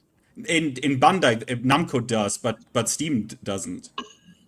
Oh, like, okay. I mean, again, this is from my Counter-Strike kind of experience where everything goes. But how? Like, wait, guys. You can deactivate the option if you want, but I can't believe that you're not. Mike, I demand a chat vote on this feature. Mike, I demand a chat vote on this feature right now, because I can't believe what kind of party poopers you are. How is this not mega funny, mega based, and you would like to play the game to see what degenerate shit people spray on your corpse? If you've got streamer modes, I'm all for it. If I can not see them, then why I can't say I'm against it. Yeah, I'm with it. I'm with that. Yeah, go for it. I don't know. Obviously, yeah, if you're a streamer, you turn it off, right? If you're home alone and you need a giggle, then sure. Bro, how is that not mega? Wait, C4, isn't that a good feature, actually? Well, so it's kind of like a loot box. Loot boxes aren't good, in my opinion. I don't know what I'm going to get. It might be funny. Someone might take a picture from like a snuff film, and it's probably not that funny. Like, it'll be surprising. If somebody send me a picture of them cooking my course with Tinky Winky twerking, I don't want to see that. Okay. If they show like blue waffle on the fucking screen, I'm not going to be happy. I know you eating, but like that's how crazy the Miley Cyrus thing to me. I don't want to turn that shit on and see that in the bottom of my eye. For example, there's someone in the chat. Yeah, Black Ops. You remember Black Ops? I don't know if they did it for all Black Ops games, but the custom emblems you could make. Mm-hmm. Yeah, they was out of pocket. That was Is out of pocket a negative thing? People was making Sharing guns out of nuts. And you know what nuts I'm talking about. The creativity was there. I mean, that's it, bro. I don't know. Like, to be fair, if they had to make it from pixels, I would be more inclined to be like, I'm on the Finn train to chaos. If they had to make it by hand. If you just get a screenshot, I'm like, oh, it's so boring, bro. Be creative. Bro, no, go back to the Miley Cyrus. You want to see how out of pocket it is? I'm gonna now we're here. No, we're here now. Gunya has showed up. Go back. Wait, why did they even cook the turkey? They didn't even cook the chicken. They didn't. I look. That's unhinged. That's wild. You saying Miley Cyrus is pale as the chicken? I have to be honest. It's not okay. Wait, it's just to make one thing really clear, guys. I didn't specifically search for this. It popped up when I on Google. I was just like Counter-Strike source, like spray, custom spray, and that was the one you picked. Yeah, all the ones that came out, that's the one you picked. Yeah, because I wanted that. Because the reaction now you will remember it. This is the reaction you would have in game. Isn't that a positive, memorable, like bonding moment for the whole family? I hear what you're saying. But what happens if people are uploading things that Skeeter Gene might chase you for. I don't know what does that mean? What if what's the guy on To Catch a Predator called again? EDP? No, not EDP. Oh, you mean Gideon? Chris Hansen? Chris Hansen. What if people Oh. start uploading pictures that Chris Hansen would come after you for? Like, where's the limit on this? Well, I'm pretty sure Steam said after 2 games of Counter-Strike they did where this was allowed. I guess at a certain point they asked them, "Hey, what if people do that?" Like after 10 years, and they said, "Okay, let's not bring that back for Counter-Strike Global Offensive, but we are based fighting gamers. We deal with that." The sentiment is really cool. I get it, but the problem is that when you allow something like that and you allow people to be that open, I think is a good thing in principle. But the moment that someone shoots up a wall and it's like Epstein, the whole game is going to run into a problem, and then the developers are going to be like, maybe we should just scale back loads of things. And it might have a negative effect on the game long term, where you were trying to be open and give people options. People will take it to the absolute extreme and put something from the dark web on there. And then maybe a kid is playing, even if they shouldn't be, and they see it, and it will just start a whole bunch of problems which could negatively affect the game in other areas. Once you allow that, I think what do you say against someone who comes in with a tag like nigger annihilator, bro? What do you say to them? You can't say anything, bro. You'd be all right, have at it, I guess. Like, I think as sometimes I also need to take the shoes of a company representative in this case, and I think every bonding and emotional reaction to have to the game is every PR is good PR. So I'm not sure about that one. Every PR is good PR. Yeah. I played Avatar today, and buddy name was Toph's OnlyFans. I had to beat his ass. Why was that his name? If I buy VF6, my name is going to be Cream Pie because I play the character. I'm going for a smoke. No, wait, see, you can't leave here. Not with Gunya. I'll be on my phone. Catch me in chat. I was going to leave too. You lucky he said something first. But I'm the gooner. You're soft. No, you know what? I'll hold that. I am soft. Instead of that bullshit, I'll hold that. You might get banned if you play Pie and your name is Cream Pie. Why? Because Why? What do you mean, why? How can they ban Play that? dumb doesn't work, bro. We know what you're trying to say. Not Cream Pie. Cream Pie. No, like cream, and then he's gonna put PAI. That's I know. We're gonna be saying Cream Pie. If I run the turn, don't come. I'm banning you. How you can't ban me? And that's I better not see that name in that Star GG. You can't ban me. Yes, I can. It's my rules. I don't give a fuck. The name is not against. I do not want any of the. It's against my TOS. No. Finn, was this? Like the most gooner I've gotten is like Catalina's thighs, but like that's a whole different thing. That's a whole different tier above that. Look, I mean, honestly, I stole that How from someone. long were you sitting on that name, Cream Pie? How long were you waiting to say that? I stole it from someone. It's someone on Reddit had that name, I think. Of course it came from Reddit. Why am I not surprised? Look,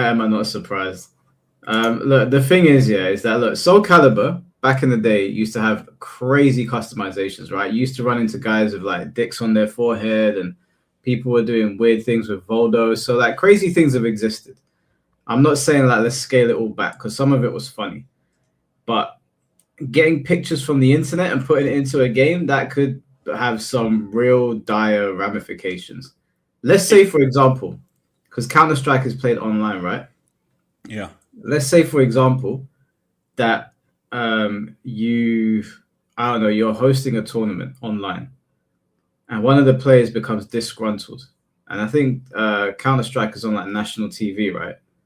It was. Maybe it comes back one day, and they become really disgruntled, and you haven't turned streamer mode off, even though that's a you problem as well. But let's say you haven't, and then someone puts up some mad image, it's the whole game is going to get affected. I understand the freedom to do stuff in games is a really cool concept, and if people weren't so disgusting, I'll be like, yeah, that's kind of funny. But I mean, even the Miley Cyrus image was hard to look at. I can only imagine they take that to the absolute extreme. Yeah, you want to open Pandora's box, basically. Look, yes, but I mean, obviously, in official capacity, when it's on ESPN, like, or E-League was on ESPN, right? But E-League also had, funny enough, Street Fighter 5. But I would obviously disable that when we have the game in an official context. But I think it's good to let the community go ham on shit. Like, I think that really is, I don't know, it's enjoyable, bro. Let's imagine. If I play against, I don't know, man, some character I really fucking hate, but the guy has a dope ass sticker that he sprays. I'm like, you know what? Yep. No, I hear it. I'm not saying for us. I've played games where crazy shit has happened. I get it. I'm just saying, like, I'm trying to look at it through the lens of like what might be deemed acceptable elsewhere. If you open up Pandora's box, there's no telling what might happen. I like the idea of letting gamers do as they please on the game. I do like it. I think it's a cool idea. But I'm just thinking of the potential cons. But then I guess I'm looking at it from the streamer / esports side of it. If you exclude that and it's just like friends messing about with each other, then it's not a big deal. I mean, Counter-Strike had it for what 15 years, I guess, or yeah, around about. And I guess, because Valve maybe moves different because everyone could make servers, right? On their game, you can just make servers and even like apply your own rules. I mean, you could even have, I don't know how it's pronounced, like GIFs or GIFs as spray, right? You could even have small like GIFs or GIFs as a spray. And I never actually I didn't play Source that long because obviously, like when I was younger, then like Go came out. But I actually have to say I never encountered someone doing like insane shit with that. Funny enough, I have actually not encountered that in Source. But well, I would say again, you can turn it off. You can turn it off. Yeah, I don't know. That's my best argument. My best counterpoint is if you don't like it, you can turn it off. That's my best counterpoint. That's my best offer. I think the counter offer is what I'm going to put in the game. No, that might be the counter offer. Wait, but it's I hear the game.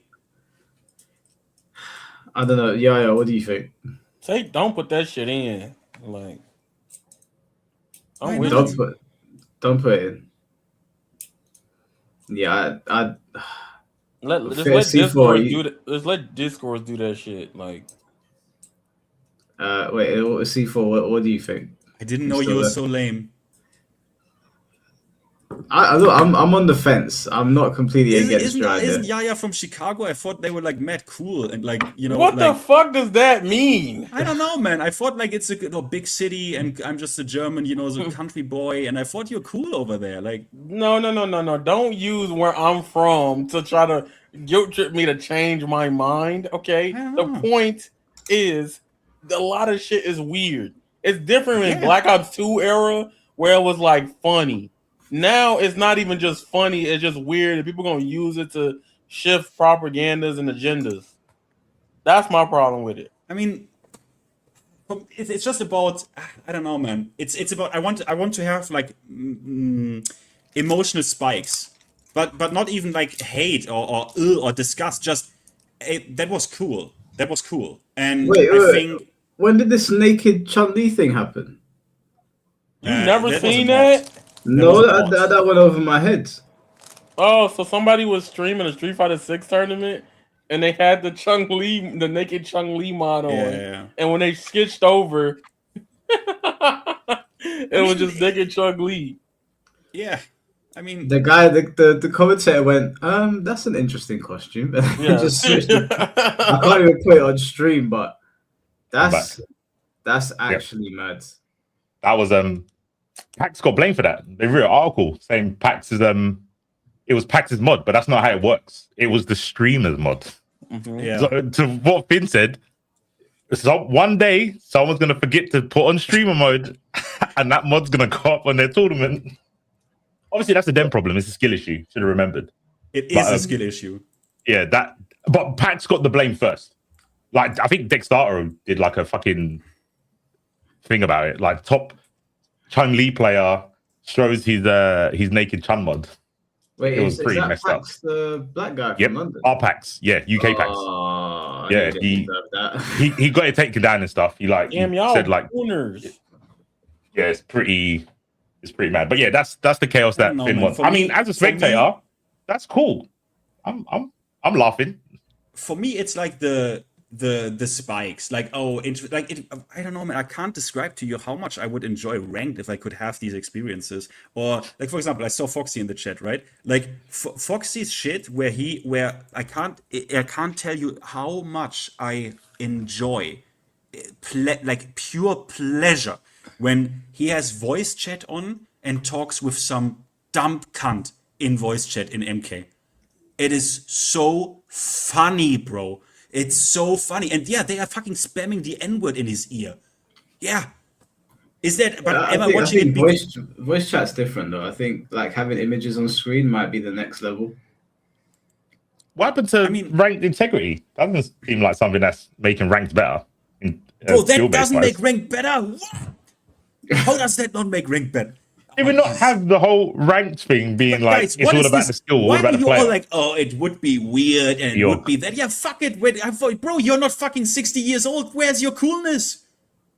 What's going on with you? I thought ranked was meant to be a serious place, Finn. That was your argument before, no? Bro, that makes it even more serious. If I put a picture of a fucking blue waffle while you're playing, it's going to fuck up your Roki. No. I'm going to tell y'all right now, that is a bad idea if you come from Naruto Storm. You will play. You have to be forced to play in a match, and all this shit was popping up. You know how many times you seen fucking Kakashi hold up the book while I'm trying to beat somebody's ass? No, I don't like that, bro. They leave that shit alone. This is something Perfection would want in his fucking Xenoverse games, bro. C2XKO, if you want to use an example of a fun way to do it, in between the matches, you can spam the shit in the lobby. Honestly, I don't know. Some people in the chat agreed with me. I think they are kind of split on that. But TBH, guys, the people who disagree with me, do you even play fighting games, man? Do you know how monotone a fucking rank? Do you know how monotone it is to like? Do you know, bro? I yesterday, you know, I saw a Kazuya player. He had 70,000 matches. He was grinding 70,000 matches in Tekken in that dry ass environment. He's a victim. He's a victim. He needs to have more fun. Maybe he having fun playing Tekken. He played 70,000 matches. Yeah, but think about how much more fun he would have if this monotone adventure could be enhanced. He probably mashing and ranked all day. That's fun. Yeah, but that mashing could be like enhanced with a dope ass spray logo on his ass. He's not trying to do spray logos. He's trying to hit niggas with Doria. That's what he's trying to do. Yeah, but then think about matches. After that, he would spray like a Kazuya doing a Goatse. How sick is that? Finn, why don't you just do you want the characters naked? You might as well have the characters naked. Not necessarily. Every time you do a Hell Sweep, you see fucking Kaz's Mandingo doing a helicopter. Why not? Well, not necessarily. Not necessarily. Why is the line there? No, that's not a line. If it's not a line, you can do whatever you want. I mean, bro, if you look, if you hit me with down forward 2 perfect electric, and you while doing it, you spray like Kazuya holding up his bollocks onto me, like respect, bro. Hold on, you want that in ranks when you wait. I have to say something that's gonna contradict my last 2 years on being here. Y'all remember the Bob trailer? All right, him punching niggas and burgers flying out is too goofy for me. Okay, that is too goofy. Yeah. All right, I don't want to get punched and fucking Kazuya Mandingo comes across the screen every time I get low swept. I'm not doing that. I told you already. You have the option to disable it if you're soft. No, because it doesn't have to be there doing soft. I don't want to see that shit. Yeah, but again, you don't have to see it. You can disable it. Am I speaking? Okay, wait. Am I speaking Swahili, like Mike says? No, wait, hold on. Speaking Pokemon Braille? No. You can disable it. Finn, wait, hold on. I think if you wanted a mode like that in a game, I'm defending this to the death. Whatever it would you say. need to be a specific type of game. Like you couldn't pitch this for like Virtua Fighter 6 because the idea of you being able to spray whatever you want whilst I'm having like a Hollywood style martial arts match with these two characters, and then I've got a stupid image of Miley Cyrus's face on a chicken. It breaks the immersion of the game. Now, if you did this in GTA, I think more people would be like, yeah, in GTA, it probably fits. I've just gone on like a killing spree. I've just shot up a score or something in GTA. I don't think it's the wildest thing to also put a picture of Miley Cyrus and a chicken. But I don't know if this works in a fighting game because you can turn it off. No, but look, it doesn't matter if you can turn it off, and the cool people turn it on, and we are both happy. But where would you even put it? Like, where would it even go? What do you mean? Like, are you saying this is in the lobby system, or are you saying while I'm beating you up, you're spray painting the floor? In game. You want to like Jet Set Radio? Nice. Yes. See, you can be cool. I want to think I'm cool, but I'm just taken aback that we had a conversation about how important ranked is. It's all about skill, and now Bro, Finn wasn't turned into a circus. I don't understand it. Foxy is in chat, right? He survives like in actual tournament offline, right? And is there with like the flag and stuff. So meaning surviving under stress and under unexpected conditions, like someone spraying the maddest shit in your face, that's a skill. That enhances the skill ceiling of ranked even, I would say. I dare I say it. Do you like coaching mid-match? Mid-match coaching? What do you mean? Yeah, I'm just asking. I'm trying to find where the line is. Do you mind if players are getting coached in tournament? Usually when people in Discord try to coach me mid-match, I say, shut the fuck up right now. I can't even, I need to focus on this match. Don't tell me, some bullshit I've already forgotten. Yeah, I don't, but you're a Chad. I understand that. You don't need coaching. But, other people, if someone's getting coached mid-match, do you think it's... I mean, that's, actually, no. Nah, bro. But if someone wants to, get something sprayed on their face mid-match in real life, okay, do that, bro. Give yourself, yeah. Do that. I just think it needs to the idea is funny, but if I'm playing you can turn it off. But it's not about that though. You can't offline. How is it not about that? Because I think that things that are put into games should match the theme that the game is going for. I don't think that you should have I imagine it was like Kingdom Hearts or something, and there was a mode where you could play Kingdom Hearts online, and it's you can turn it off, or you could leave it on and we could see Miley Cyrus on a chicken all over the boss battle whilst we're fighting all these nobodies. It's I could turn it off, but why is that even in this game? Because it is important. We're talking about community stuff, right? It's the community. No one in the community thinks the same way, right? I might to spray the Miley Cyrus chick, right? And C4 might like to spray Wolverine. And it's important to give the community the tools to express themselves individually. I think that heightens the quality of gameplay, and I think as a representative of Namco Bandai today here, it would make us more money because we're obviously maybe going to sell spray slots. Would you do you watch chess? Finn? No. Okay, I guess you don't need to watch chess. Imagine if you was watching chess. Would you be okay if one of the players just started randomly having a fit of slurs when the player's trying to concentrate about their next move? This is just in ranked, from my experience, not as a viewer in an official capacity. This wouldn't be enabled in fucking offline Tekken World Tour. Obviously not. Well, if they're playing a chess player. Well, I guess that would be VC on. If someone's playing chess online, trying to get the elo up or whatever. And in between rounds, if I'm playing you, when I'm making my move, your VC's on, and you can do whatever you want while it's my turn. Yeah, it would be funny if you started, saying slurs and stuff. But you think it's if I have the option to turn it off or on, that's fine. Yeah, I want people to be able to customize their gameplay experience. Look. Mike talked always about the absence of modes. For example, that's also, I want to customize my gameplay experience. Now Finn comes in with a banger fucking idea, and now I'm like, oh yeah, but what if someone does something bad with it? Yeah, okay, then we can't have cool things. Okay, sorry. Just so you know, that's not my argument. I think ranked is for skill, not fucking shock value. You turn it off then. I don't want it there. I want ranked to be serious. I don't want to have the option. That's what I said. If it's in casual or lobby, go ahead. But in ranked, it's about skill, not about fucking. C4, you can turn it off. You can. Yeah, but it's not. You put in a picture of something funny and put me off isn't skill. I want my rank to be skill based. I'm sure that a wise man once said, "I want my rank to be skill based." Yes, but you can, if you want, you can turn it off. So I don't want to turn my rank into non-skill based. I just want my rank to be skill based. If I want jokes and lols, I'll invite you to a lobby. Wait, I don't understand.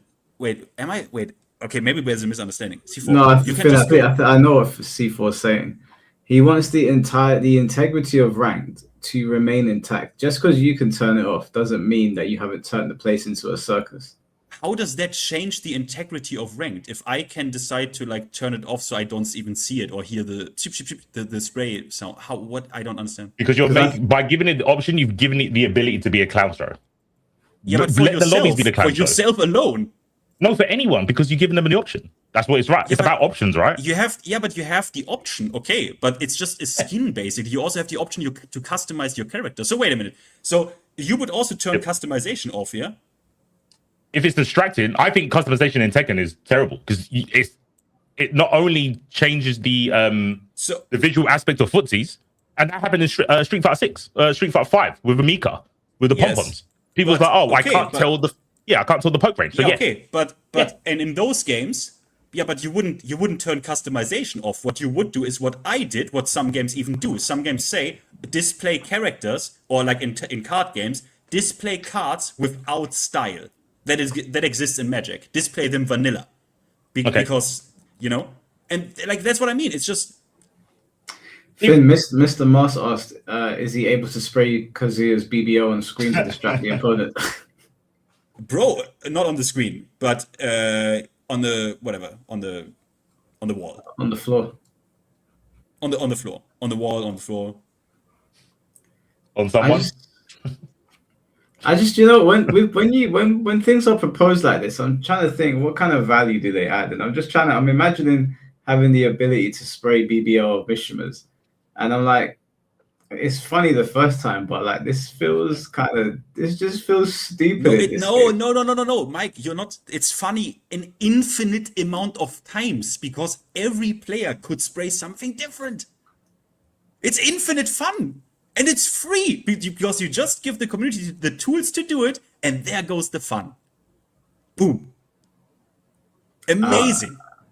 And if you don't like it, the best thing, I'm repeating myself, you can just turn it off. Wow. I don't want people making a mockery of my ranked mode. You can put in lobbies. Christ. I didn't say you can't have it. I just said not in ranked. You know how we have rules in life where it's just like, oh yeah, there's nudist beaches over there. You can't go to any beach and be nude. I'm just saying, leave some places clown free. How about a beach? Ranked. How about a beach where I can just turn on or off? I can customize. That's what we have. We have so you can't go to any beach and be nude. I'm saying you can have your nude stuff in lobbies. No, you can literally customize your beach. It doesn't matter. You want to be nude everywhere, Everyone has their own beach. Finn wants to be nude everywhere. Okay, I don't want him to be nude everyone has everywhere. Their own. Wait, but C4, everyone has their own beach. My screen is not your screen. Yeah, but ranked isn't your ranked. It's everyone's ranked. Yeah, but what does it? This doesn't make any sense. I just want ranked to be serious, and you don't. Let me make it actually clear. I want ranked to be serious for everyone participating in ranked. I don't want a clown to come into my ranked. I want it to be serious. I want it to be a bar of skill. Yeah, Finn, don't you think this mode would be better suited for like for lobbies? No. just No, I don't know. because everyone can turn it off or on or whatever. You can literally dictate how serious or non-serious your ranked experience are. I'm sorry that C4 has almost like a bit dictator, or dare I say, a bit of dictatorship that he wants to dictate how everyone else's experience has to be. And not be, I don't know. So you're not liking individualistic players here, yeah? Finn, should we do a VOD review of the conversation we had about ranked integrity? Well, okay, but that impacts literally the ranked mode, like the mode, like the format. This doesn't impact the format because it's just optics. It's like a skin you can turn off. Okay, bro, if somebody beat me with a a Miley Cyrus chicken, I'm turning the game off. I have said everything I had to say to it. I now know who the cool people are and who are the lamies. Whenever someone proposes something, I'm always like, what does this add? And with this sort of thing, I'm like, I hear what Finn's saying. You can turn it off so it doesn't impact your game, but it's so dumb. It would be funny. I'm not saying it would be funny. I'm wondering, like, for fighting games, will it have the same effect as a shooting game? For me, it will. Yeah, even better. Well, do you know, we ran a poll and you won, Finn. You got 63% of the votes, and the rest said you're smoking crack. The other one said you're onto something. Bro, that gives me some hope, bro. 63% in the chat, like, I see you. Okay, you know what? But I have now my presentation for my final point, which I would like to hear your thoughts on. Just before we move on to the final one, let me just read the super chats that pertain to this. The ones that came in before we go on to the next one. Red Hero, let me just apologize to you, bro. A couple of days ago, you super chatted in and I didn't see it. I don't know if you saw my comment. I'm super sorry. I didn't see it. I just completely missed it. My bad. But thank you for the $5. A feature I would like to see is a workshop and other in-game modding tools like in Rivals of Ether 1 and 2. You can add characters, stages, and skins. Yeah, this is something that I didn't know how to even add this to the list, but like the how do you say this in English? Expanding the modding capabilities or like workshop capabilities. I don't know how much you can do with that because in Rivals of Aether, I guess you can build your own like platform stages and then play on them, something like that.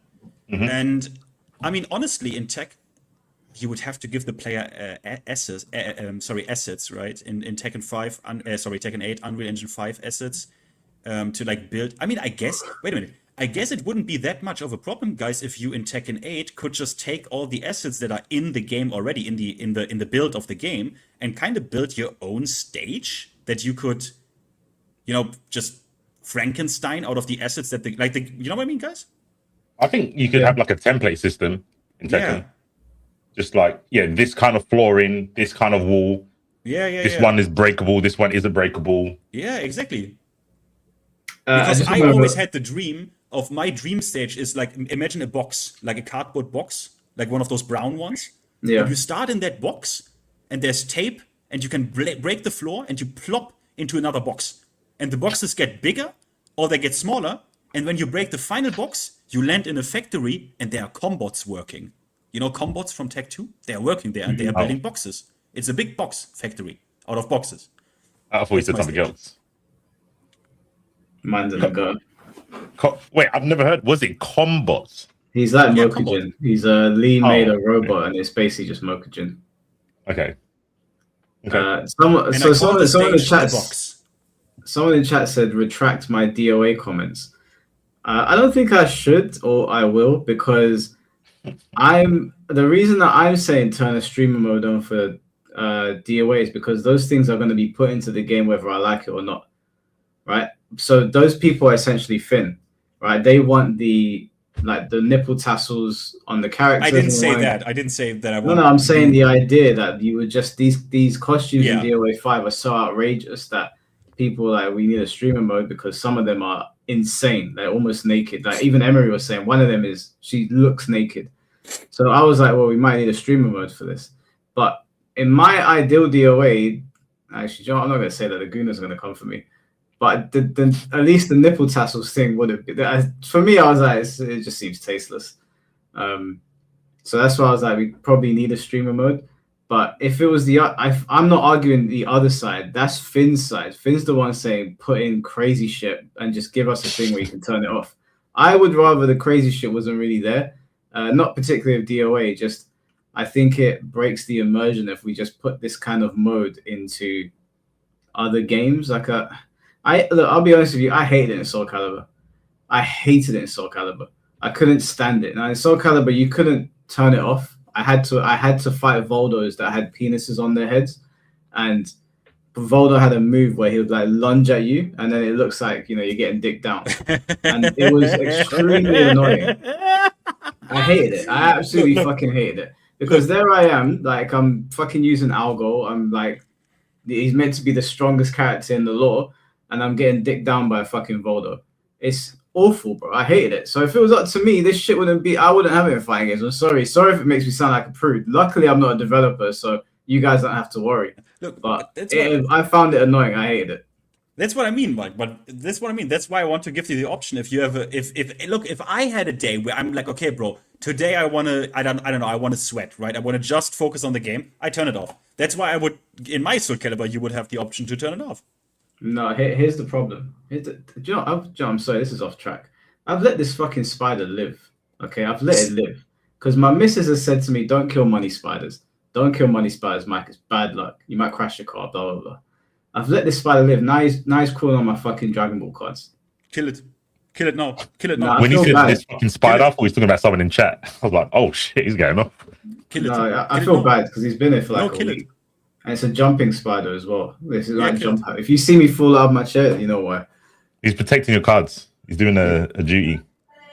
Okay, you hear it saying don't kill him. I can see him looking at me. I can see it looking at me. Like it keeps looking up and then turning away. Get a cup. Trap it in the cup. You know, I've grown to like the little guy. I've grown to like him. Okay. I'll just leave him. He's fine. What's his name? Babe, what should we call him? Well, that's no fun. Oh no, stream can't have a name for the spider. I'll just leave him there. He's fine. He's sitting on top of the Goku card. What was I saying? No, so the problem with what you're saying, Finn, here's my problem. And maybe I'm fun police. But yes, I can turn off the fact that you've got a dick on your head with Voldo. But you can upload a video to YouTube saying, I dick down Mike Hollow. And I don't want that. I don't want that. Mike, I don't want that. Mike, so true. You can't be the party. What's so true? What is wrong with you? That's a good point. That's a good point. I don't want that. Do you want to get dick down, Finn? Bro, yes. So of course. Each to their own. All right, bro. Each to their own. No king shaming. I mean, bro, Voldo, kind of sick. Like, I mean, obviously that's the customization you use for Voldo. I mean, obviously, but I mean, come on, guys. Like you too. You, especially you, free actually. I thought you motherfuckers grew up in arcades and shit. Yeah, in arcades it's fine. In lobby it's fine. In but I want to see in just not in ranked. Miley Cyrus chickens on the fucking cabinets. And the thing is, someone's saying just win, Mike. You're not understanding. The minute just win, who said that? Based, who said that? No. Because the minute he does one diving headbutt at me, I've lost. Because now he's got the clip. Now Urban Boy's going to get the clip. I've lost. It doesn't matter how many matches I win that day. He did a diving headbutt on me and he's got a penis on his head. I lost. And Mike cannot opt out for that because he's recorded on his end. What to say. I can't consent. Oh, shit.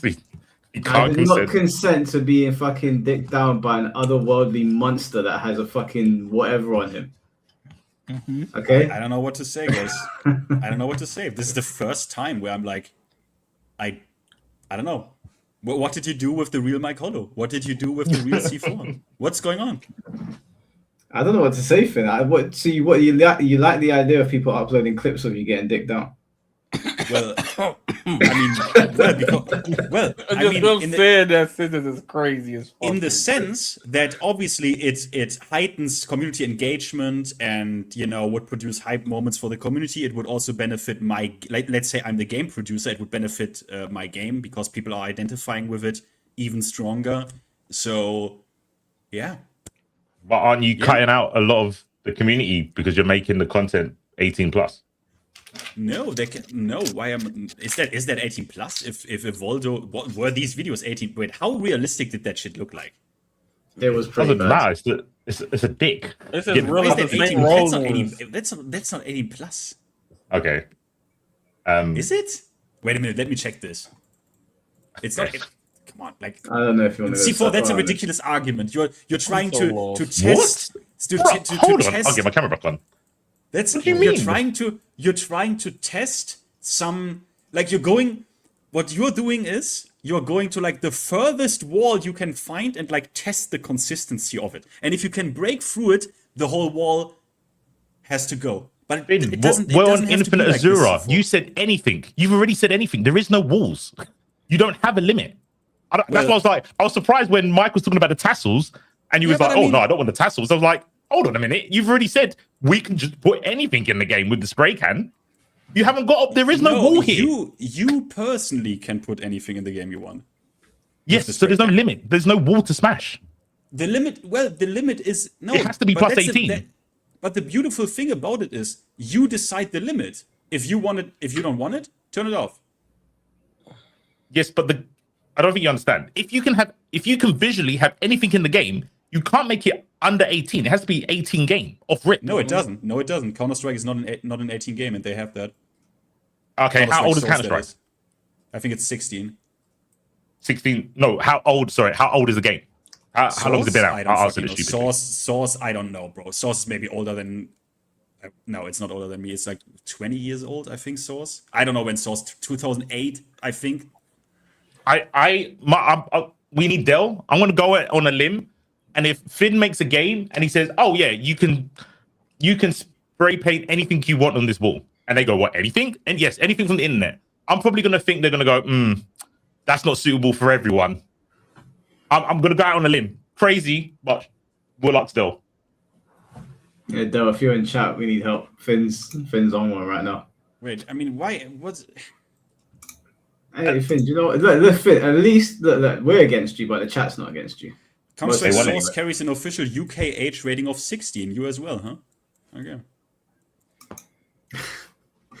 Mr. Boss, thank you for the $5. Kind of reminds me of some of the crazy custom emblems in COD.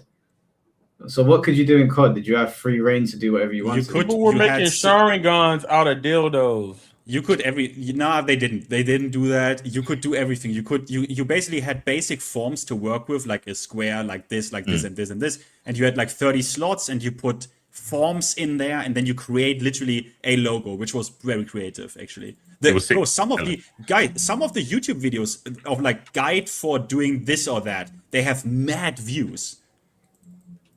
Which is engagement, which benefits the game. It Yeah, I guess. I don't know, man. It's okay. It's fine. It's fine. If you don't, Mike, I'm gonna send you this, bro. Don't put this on stream. Okay. Street Sharks, thank you for the $2. Mike, could you pass out peanut butter crackers to your guests? This fucking guy, man. This is like kindergarten. AI generated, bro. The comments he comes up with are so random. And I like Street Sharks. He's crazy. Bro, this image is insane. Is it creative though? It's well. They created it. I sent it to you too. This can go on YouTube though, right? I don't think so. You didn't send it to me. Maybe I shouldn't risk it. It can go on YouTube. I'm sending the Have you seen it? It's creative. Yeah, I saw it. Not... It's good. It's fine. I'd say like I do YouTube. I don't know. I'm assuming it is. I mean, that's fine. Okay, this one you cannot. Why's he got a folder? Because I just Googled it. Yeah, people. That's what they made in COD. Yes, bro, that's so good. Bro, what are you? You think this is like? Oh my god, I can't believe how. What the fuck? Wait, no, I'm talking about the other one I just sent. Funny? No, the other one I just sent is out of pocket. Oh yeah, the other one is. You can't put the other one on stream. Absolutely not. That's insane. And Finn thinks that's E for everyone. Nothing. You're mad. Wait, why? What? If it's 18 plus, okay. But Finn no. wants chaos. Finn wants absolute chaos. He won't take it on the nose. Can I see the hot dog again, please? I sent it to you. The hot dog's funny. The hot dog's funny. No, you sent me the. Well, Oh. just. Fucking y'all, dog. Where'd you get that, Yaya? I just went to Reddit. Oh, interesting. Come on, man. Like, No, I know we sound like fun police right now. I get it. I'm okay with being the fun police to stop the future. Don't put that shit in these games. Bro, the hot dog is so cool. What's the M in America? Yaya? Age range for M? 17, I think. 17 plus. 17. Okay. Yeah. Sorry, Jack, Mike. thank you for the €5. I can turn Lars into Mega Man, Volna in Tag 2, and I can't Tekkenate. Finn is right. Oh, you can't do it in Tekkenate. Yeah, I mean, yeah, okay, you can't turn him into Mega Man. Finn's saying turn him into fucking Johnny Sins. Like, I think there's a difference. Hey. I mean, He didn't deny it. What you you saying? can do whatever you want, bro. Whatever floats your boat. Yeah, I think I believe in Law and Order. Bro, they need to hire me. Okay. But shall I do my final presentation of something I really want? Yeah, let me just finish reading these and we'll do Okay, that. sorry. Because I know C4's got a podcast in like an hour and a half, so probably go for another 40 minutes. Kenjamin, thank you for the 5 months, bro. Government would use this as ammo for face/age verification. Oh, 100%. Have you seen what the NHS is proposing? I thought it was very, very interesting. No. So the NHS, for those of you in America, that's our free healthcare. They are basically proposing that you download an app and you log the fact that you walk 30 minutes a day. It's meant to promote fitness. But people are like, the government want us to download an app that logs our health through this fitness tracker thing. And everyone was like, And I was looking, I was like, I don't know. I walk more than 30 minutes a day anyway, so I think I'm good on that. But yeah, government will find a way to. Kenjamin's probably right. They'll find a way to turn it into an ugly thing. I don't mind it. I'll get it. I ain't got nothing to hide. I'm already walking 30 minutes a day, so respectfully. But they were like, if you log it, then we'll give you benefits. You'll get benefits and discounts on things. And I was like, okay.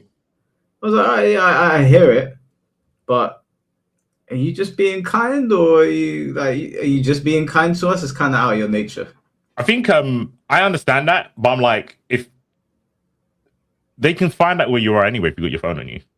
No, 100%. But like, if they can do something already and they introduce something else, there must be a very good reason for it, because they're not like, we could already do this, so let's just do it. Like they would do it for a particular type of reason.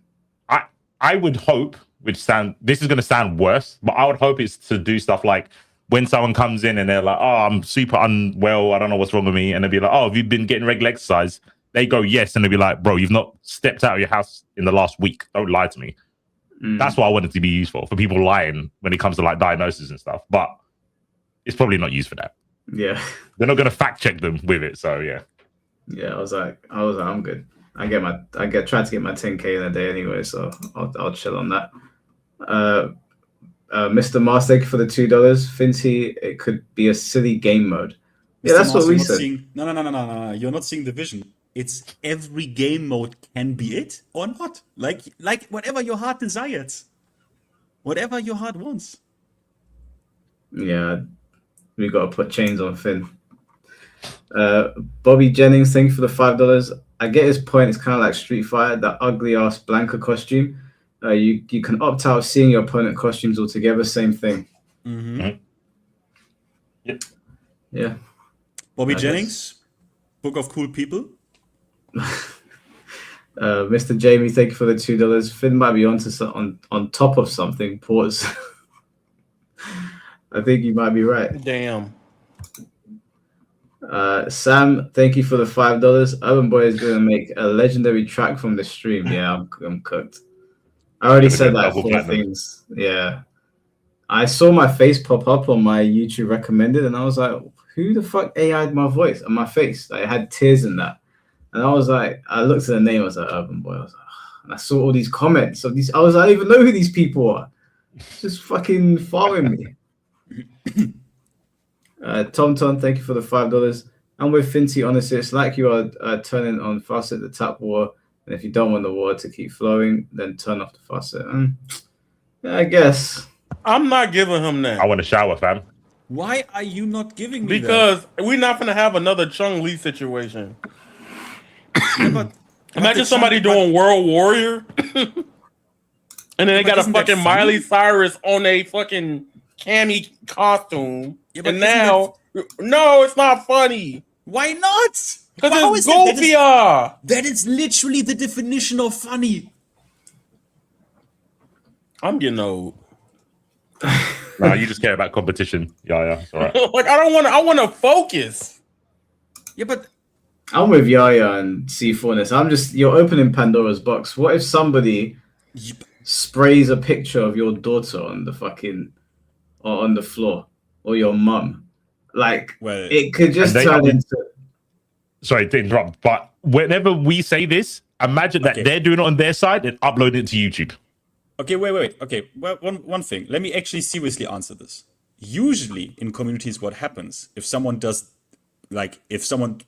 enters that territory of insane, the community self-regulates. This guy is not cool for that. The community, if you go that, like, okay, that's insane, right? And usually people are not gonna think this is funny. Like, people will get on your ass for this. So yeah, do it.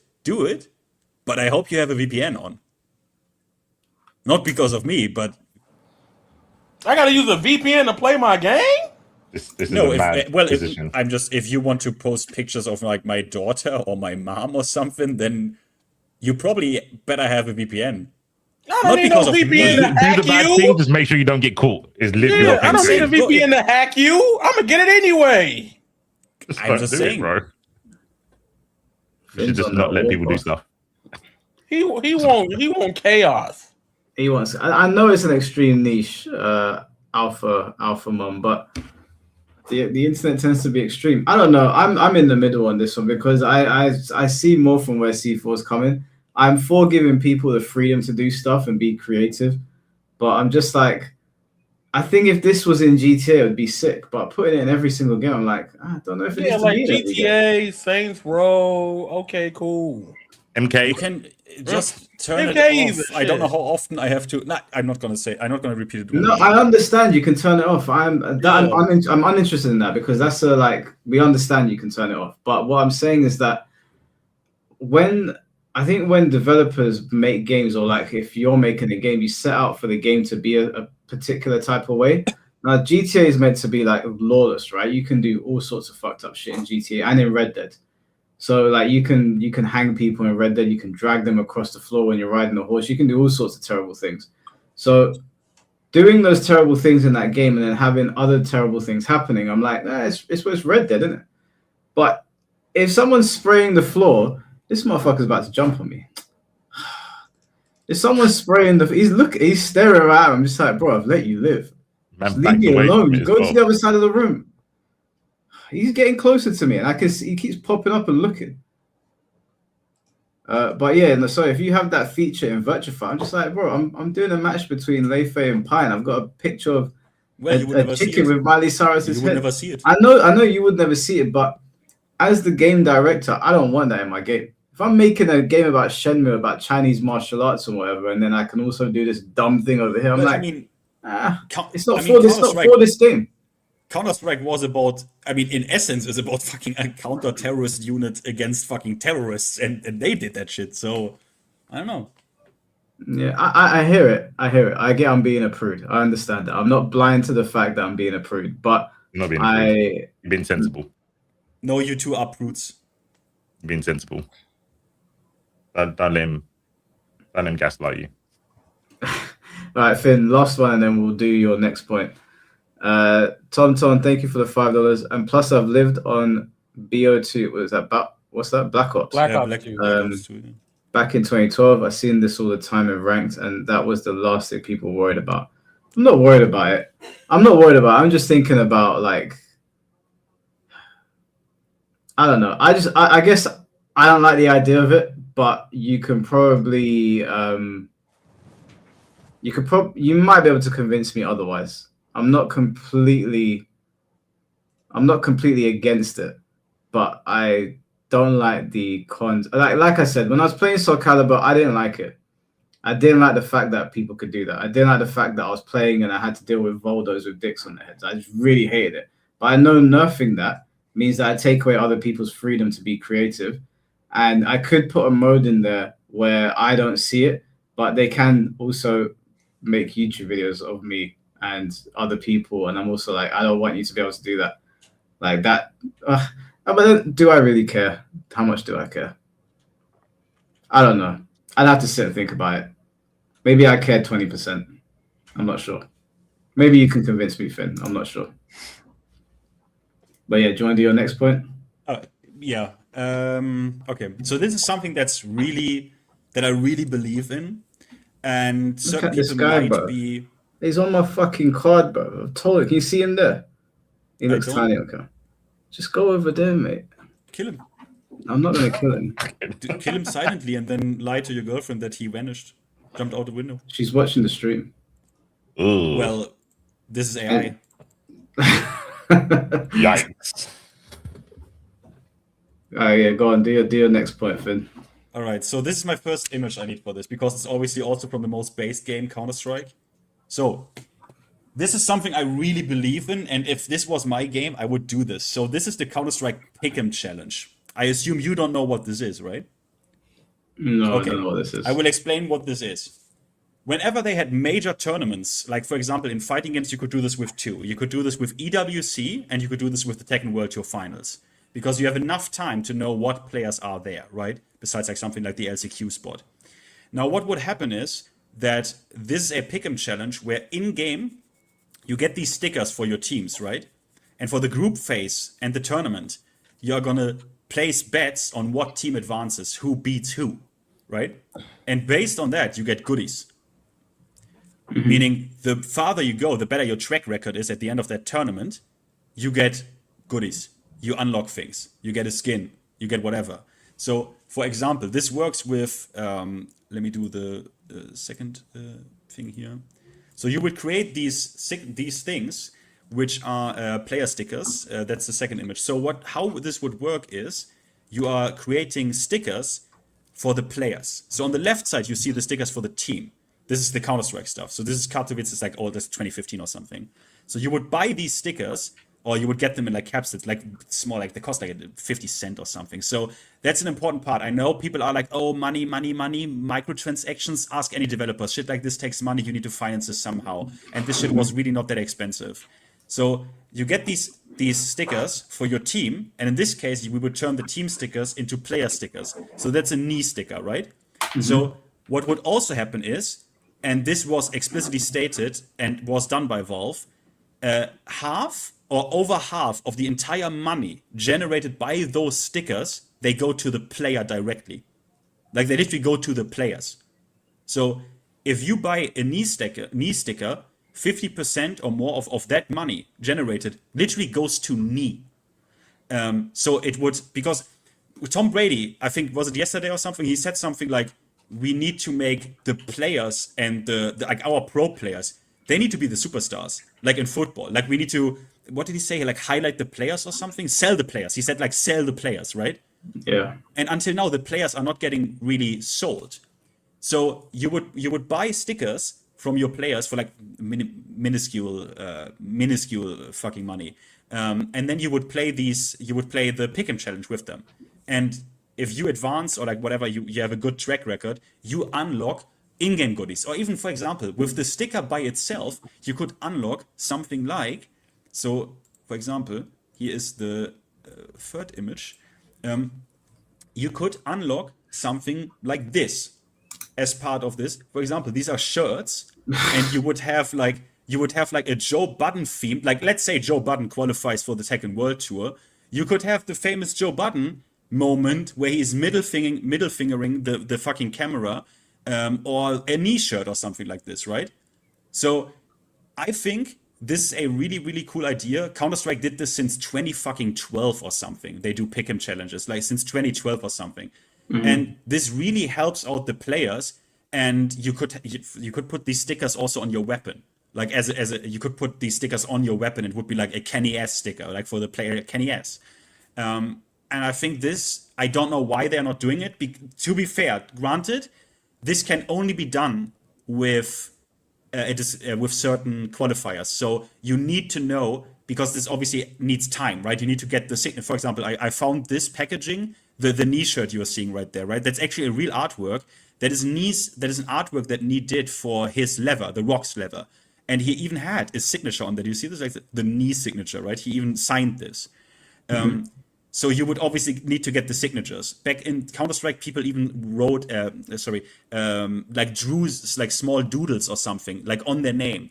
Another guy, because Counter-Strike is based literally like made a doodle of a dick, and he that was his sticker, and he got away with it, and they sold that shit in game, which is super funny. Really? And yeah, and the money goes to the players. So the players benefit, the game benefits, the tournament benefits, viewership benefits. Like, I don't see how this is not done by every single fighting game, literally every single fighting game, that can do this for its tournament. So we could only do this for two right now, which is the Tekken World Tour Finals and the EWC. Because for both, the last chance qualifier is a thing, but we can sort this out. We know in advance, like at least like weeks before it happens, what players are there, right? And then you contact them and say, yo, we want a mug shot, we want the signature, we put it together, we put it in game, it gets whatever. We cook something up. This is a pitch, right? I'm pitching this to basically to fighting games. I'm pitching this to Namco Bandai, basically. That's my pitch. I think it's a good idea. So they would have to submit their designs to Bandai Namco before they go through. Yes. Okay, that's fine. See, that's a whole different thing. So there's a vetting process there. Yeah, so we gonna get no weird shit like dildos and Miley Cyrus. You got that in Counter-Strike because it got through, because they authorized it, like the drawing of a dick. Yeah, but Ben are not gonna let twerking Lady Gaga lollipop on a t-shirt. Like, yeah, they might. I don't know. I hope so. But I like it. I think this is a good idea. I think it's a very good idea. And especially if it's already been tried and tested in a different game and they're doing it, I don't see why they can't do it in Tekken. This would be a huge step up from the garbage tops that we get now. Like, I'm still traumatized by that Karate Kid top that they thought was acceptable to show us. And it would be. Can you still go to the second picture, like to the player stickers JPEG? Can you go? Okay, so this is like I did this to like it's just a pitch, right? But what ended up happening, and I think this is really cool because like our players are fucking struggling, right? Like Joe Budden always talks about this. Like Joe Budden says, bro, we have good players, not only in America, also in Europe. But bro, try to get fucking sponsored. Like, good fucking luck to find someone like financing your fighting game endeavors. Like, there's no money behind it. Like, no money, no visibility, right? Let's be real about this. But what ended up happening, like, we have a strong community, right? These players have fan bases. And in Counter-Strike, what happened is that these stickers were more valuable to the players than sometimes like winning the tournament. Because people bought them and money goes directly to the players. Because Valve is not because Valve is not a piece of shit company. So they literally gave a shit ton of money to the players.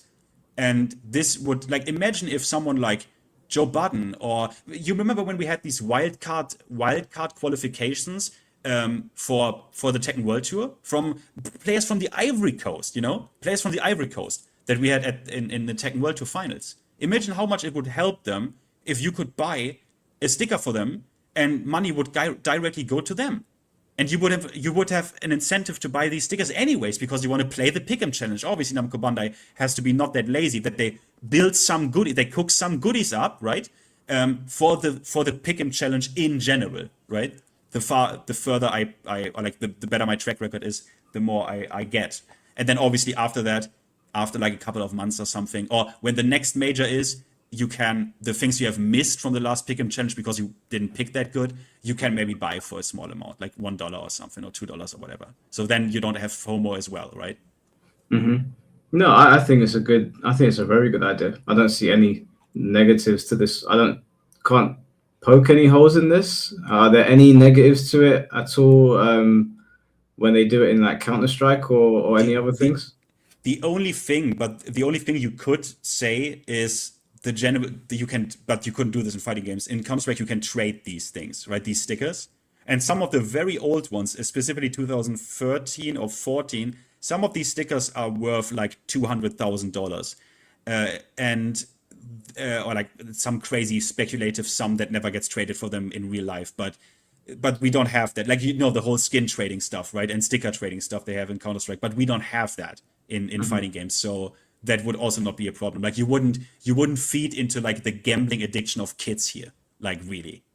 So I don't even see that problem in fighting games, actually. No, I think it's a cool idea. I think it's very cool. Did you mod Reyna's abs, by the way? Yeah, that's a mod, yeah. Okay. I thought she should have more of a fighter's body, to be honest, and not look like a, No, I hear it. She looks older as well. Yeah. Did you age her? It's like it's one of those skin mods. No, but the skin is different because they do like skin mods, and that sometimes does something to their complexion. Yeah, she looks cool. Like this is a cooler looking version of Reyna. She looks more. I don't know. She stands out. If I put this Reyna next to the other Tekken character, she would really stand out. No, I like it. Yeah, it's right. good. It's very good. But yeah, no, your idea is good. This idea is solid. I don't think you could poke any holes in this one. Not like the other one, but yeah, I think this one. I think you got a winner there. But do you like it? I like that one. I think that's a really good idea. I imagine C4 would like it as well. C4? He came back around. Where's C4?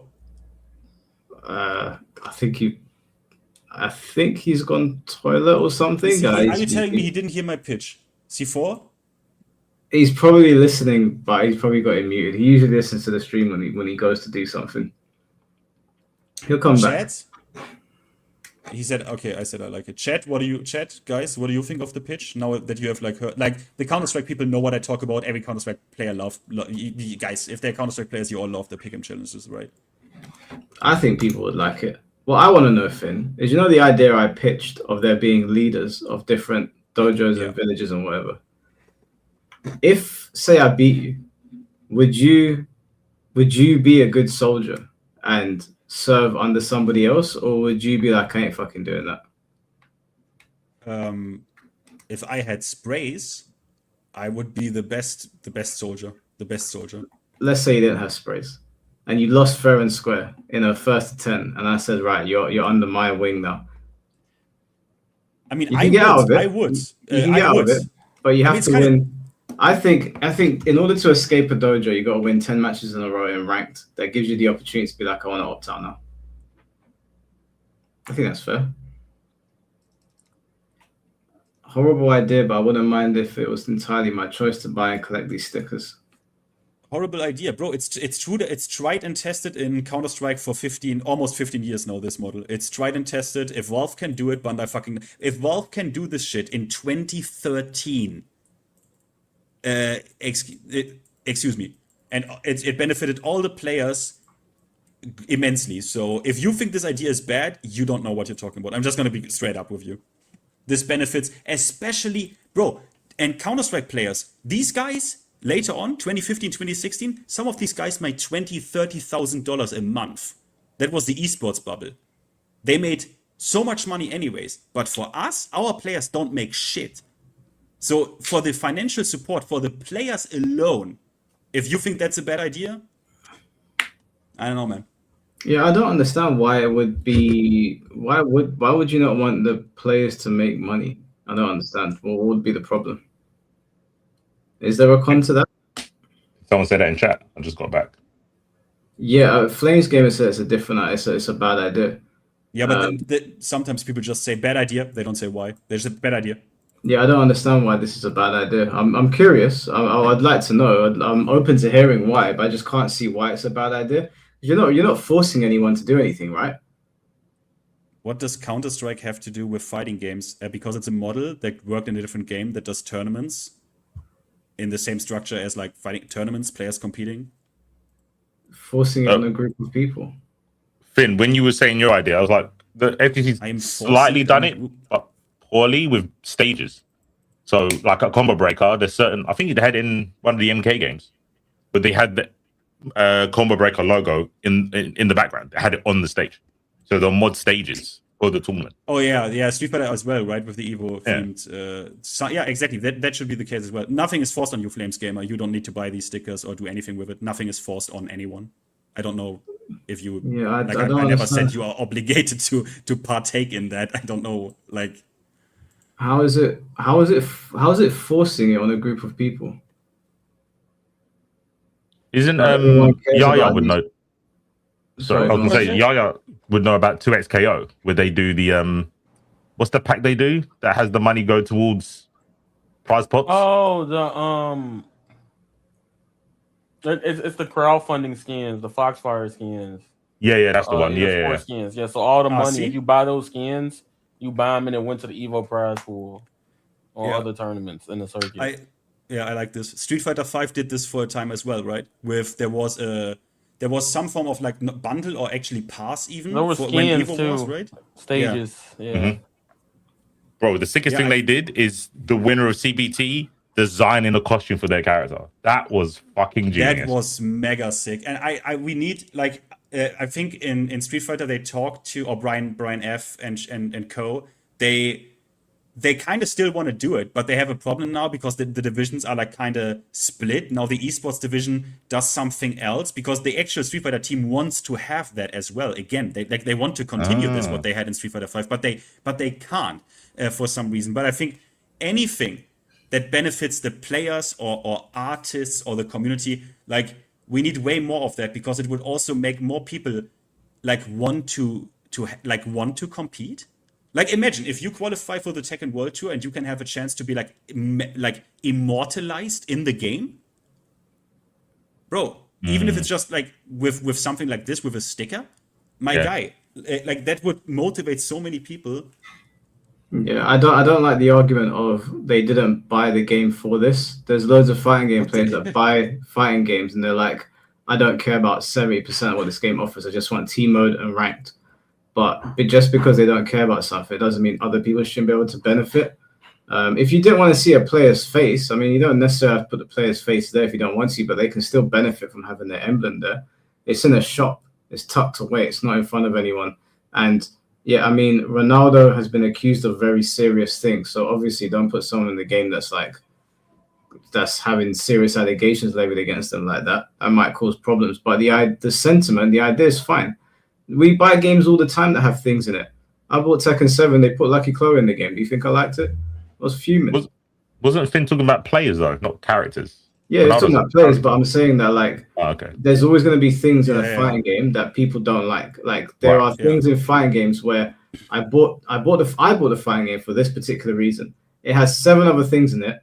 I couldn't care less if they were there, but it's not affecting you. So because for that reason, it's not forcing you. No one forces you to play story mode. No one forces you to look at not Ronaldo. He's got allegations. I get why people are mad, but like the DJ, no one's forcing you. So I don't know. I feel like games can be more than just like what you want to see on the screen.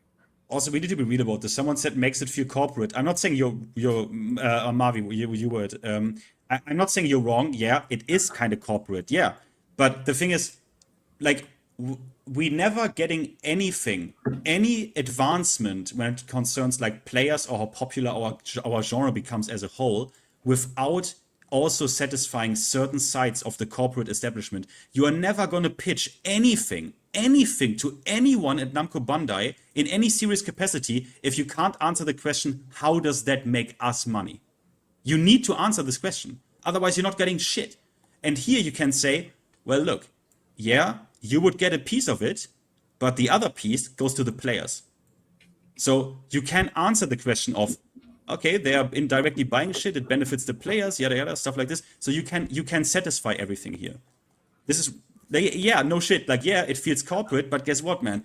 There is a reason why Counter-Strike, before it wasn't, why Counter-Strike became a world phenomenon.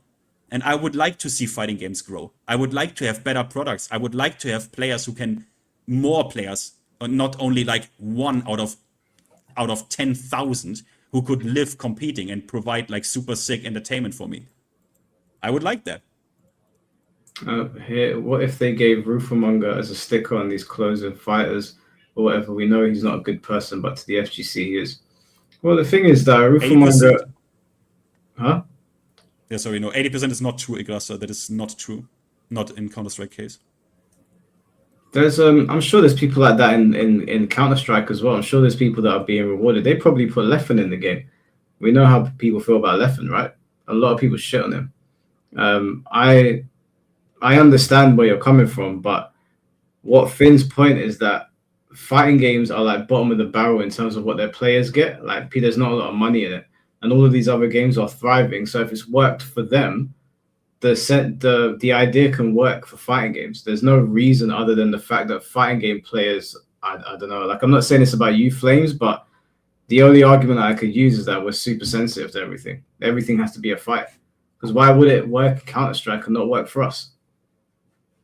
I think if you just look at what Finn's saying about the concept, like I understand being upset if someone you don't like gets, the opportunity, but I mean, it's kind of like saying, oh, we should ban cars because of getaway drivers. It's like, yeah, obviously some bad people are gonna take advantage of this good thing, sure, but we shouldn't get rid of the good thing because of a few bad apples. Doesn't really make sense. Yeah, I think the idea is good. I'd like to see people benefit more. If 10 good people benefit and then there's one guy that I can't stand in there, like maybe if it was Rufamonga, I'd be like, yeah, I don't think he should be there. But you know what? Like Yaya, C4, Finn, all these guys benefit from it. So what is the criteria for a player having their face on a shirt? Marvi, that's the sick part. Qualify for the fucking World Tour Finals and you're on there. Qualify for EWC, you're on there. You get a shirt. Yeah, I think that's fair. You get rewarded for being good. And it's like I get that people are like, oh, but it involves like money, it involves like a microtransaction. Yes. The thing is, you don't get shit for free, guys. Like this is a reality of like products cost money. Every feature we have in a game, they cost fucking money. Like this needs to be understood. Yeah, would it be sick if we get that shit for free? Yes, but who makes these tournaments? We do like let's not kid ourselves. Yes, the companies came in, or Namco came in and overtook some of the events, right? They just said, "Oh, you're now part of the World Tour," right? But they do some shit, right? They have certain things in place, and even like teams that do certain shit when it comes to like organizing and stuff. It's not that they are not, and the prize pools, some of them where they give like extra money. It's not that they are making money off of this, yeah. So if we can at least have something like this, where yes, even in Valve's case, and Valve is a very rich company, they get 50%, but all the other 50% goes to the players. Yeah, I think it's a good idea. I actually wanted to run one more thing by you guys before we close off the stream, because we're talking about monetization in fighting games. We saw obviously recently that Evo is doing the locals thing where they're giving money to like TOs and stuff that for their local areas. And when I heard it, I was like, well, that's pretty cool. In my mind, I was like, that's a cool concept. But when I went on Twitter, I didn't look into it. I was looking at surface level. I heard $1 million. I heard locals were going to get support. I was like, oh, sick. But when I went on Twitter, people were pissed. Like, they were like, no, don't do this, blah, blah, blah. And I guess I'll start with C4. What have you looked into it? Why are people so angry? I saw Gilstorm ride. He's like,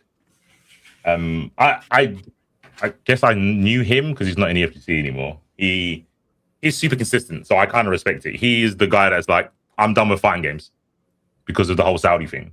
He went to Evo France, and I haven't seen him anywhere since. And his stance is like, yeah, we should just boycott the FGC. Don't go to these locals because now they're controlled by Saudi, blah, blah, blah.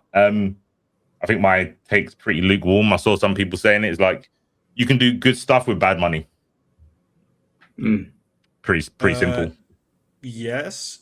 I honestly would. I mean, I'm a bit of a cynic and how do you say that? I don't know if that's the right English term, but like pragmatic. Like I'm pretty pragmatic. At least that's you say in Germany. I just now use the word in English, but I agree with this. The thing that people are worrying about is, well, what I majorly like, they're obviously worrying about stipulations that come with that, right? Oh, are there stipulations involved or fulfillments I have to bring for that money? We don't know that. But let's assume even that there are no stipulation. My biggest problem with this is I saw this happen to a degree in Counter-Strike, where the esportification of Counter-Strike was killing very fast. It was killing off the smaller events very fast.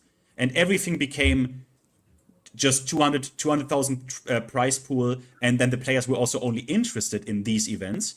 And these events then were also tried, like we had big venture capital come in and try to make a whole exclusive league out of shit and stuff. They even did with the Blast series. That's an exclusive league.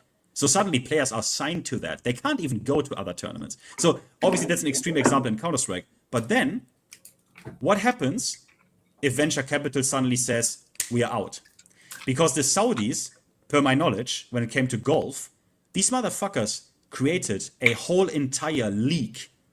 A whole golf league.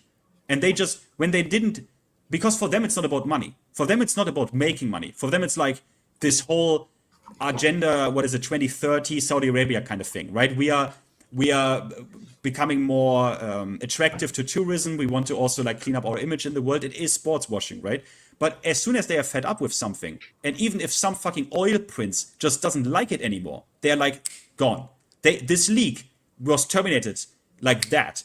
And they are still going to pay the players they had under contract. Obviously, they have enough money. But the league is gone. The infrastructure is gone. The events are gone. So what if they are now buying EVO, which they did. They are doing 9 EVOs. They are buying more events. They are pushing out smaller events. Some smaller events will probably die.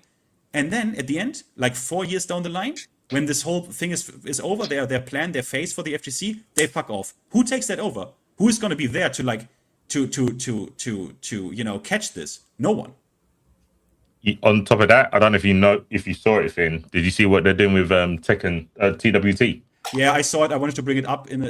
I want to send it to Mike. But yeah, well, what happened is that if you quickly go to the end of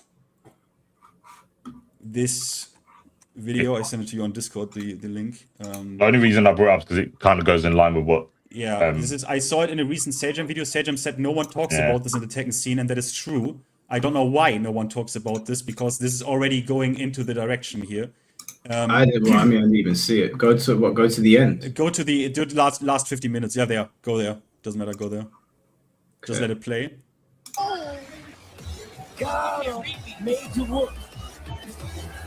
There's a trailer for the World Tour Finals. And he takes it at the dawn. Qualifies, showing why he is one of the best players in the world.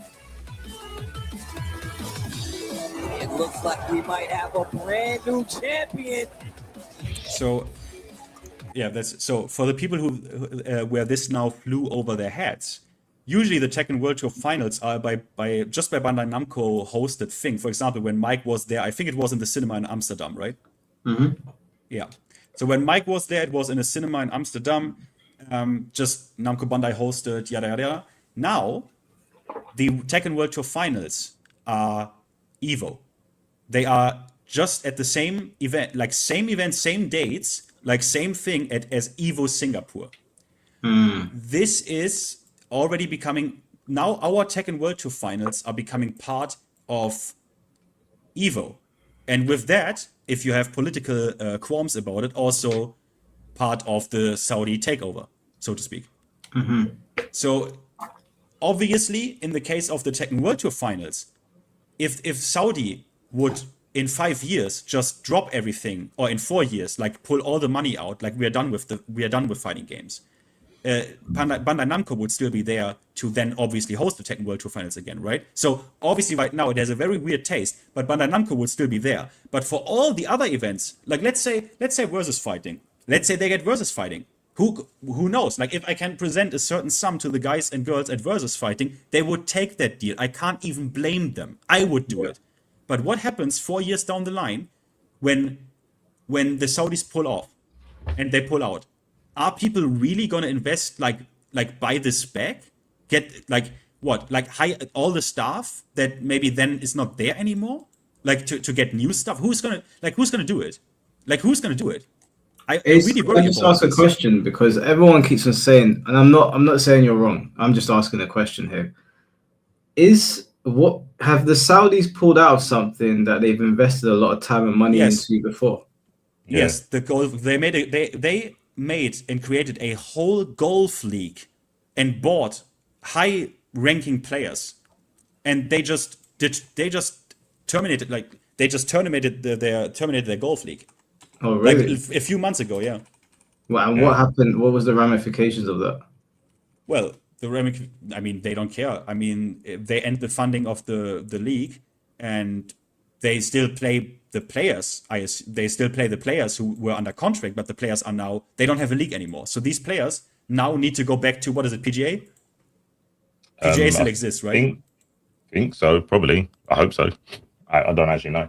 But yeah, they're just going to cause a power vacuum when they stop caring about something.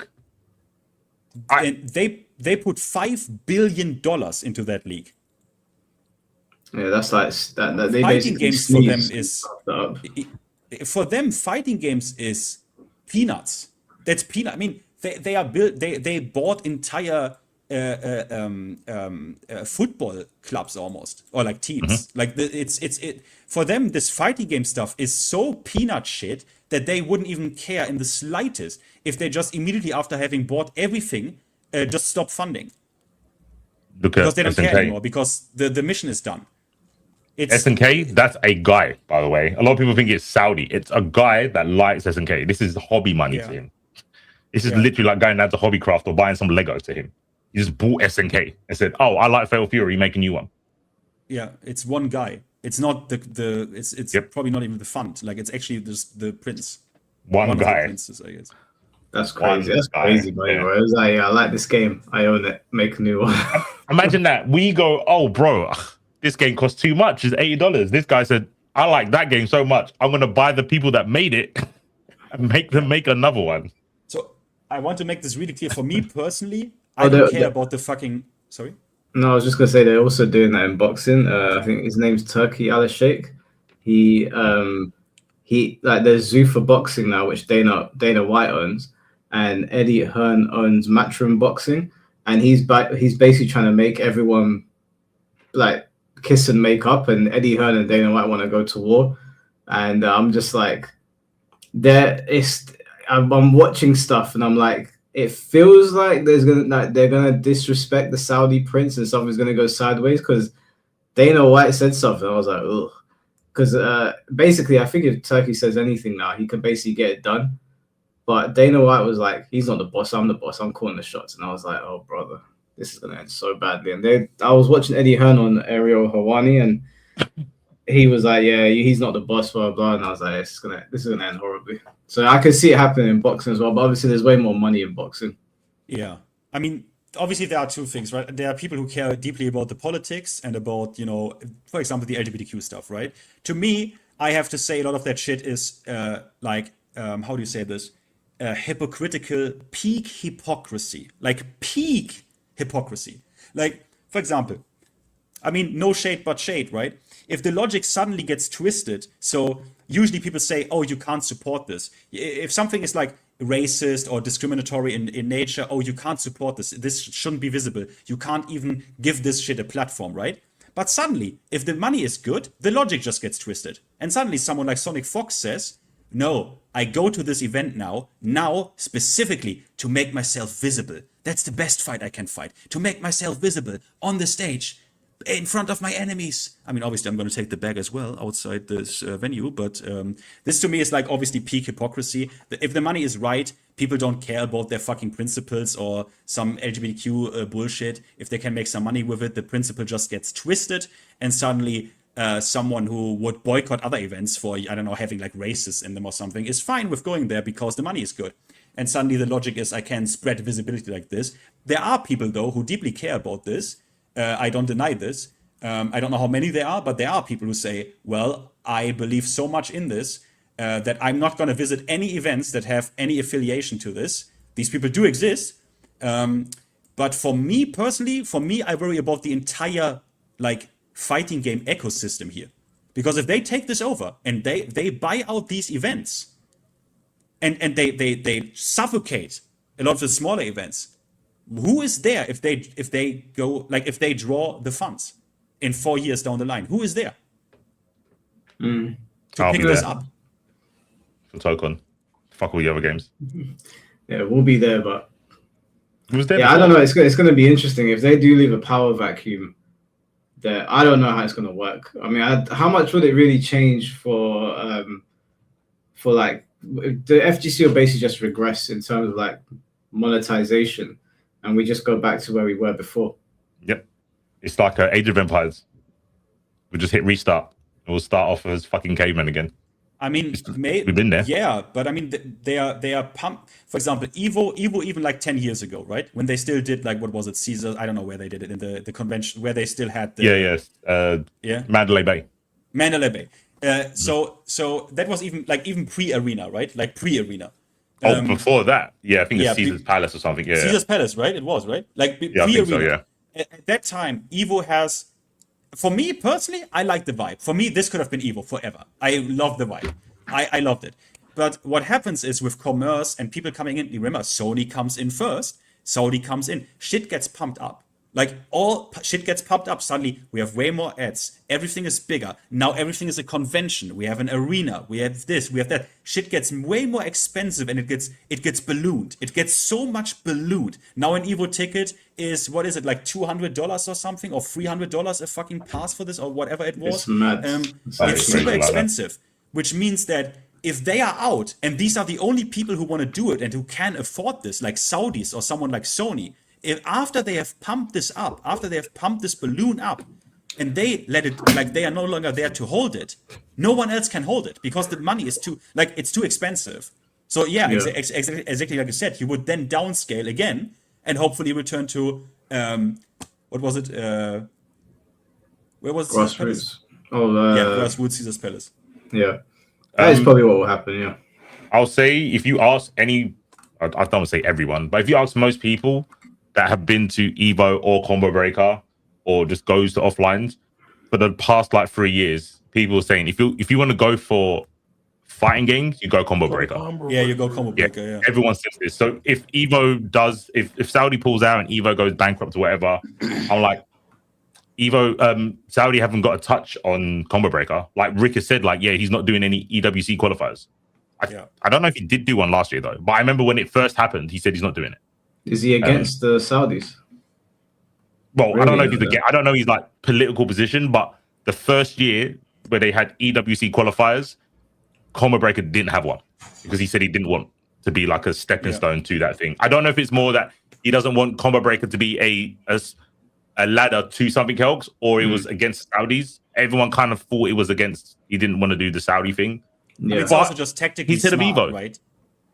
Yeah. It's just smart not to have like certain ties or even be like in certain predicaments or have certain affiliations. It's kind of smart, but I mean, I want to make this really clear. I hold no one against and no local. I would never flame any local or any event that takes support from this fund or from the Saudi fund because it's money. Like, let's be fucking real about this. Yeah, we're like sometimes the way things go are like inevitable. Like you can't stop these guys, right? And this is where I go with the principle of C4, where you can, you can do good with bad money.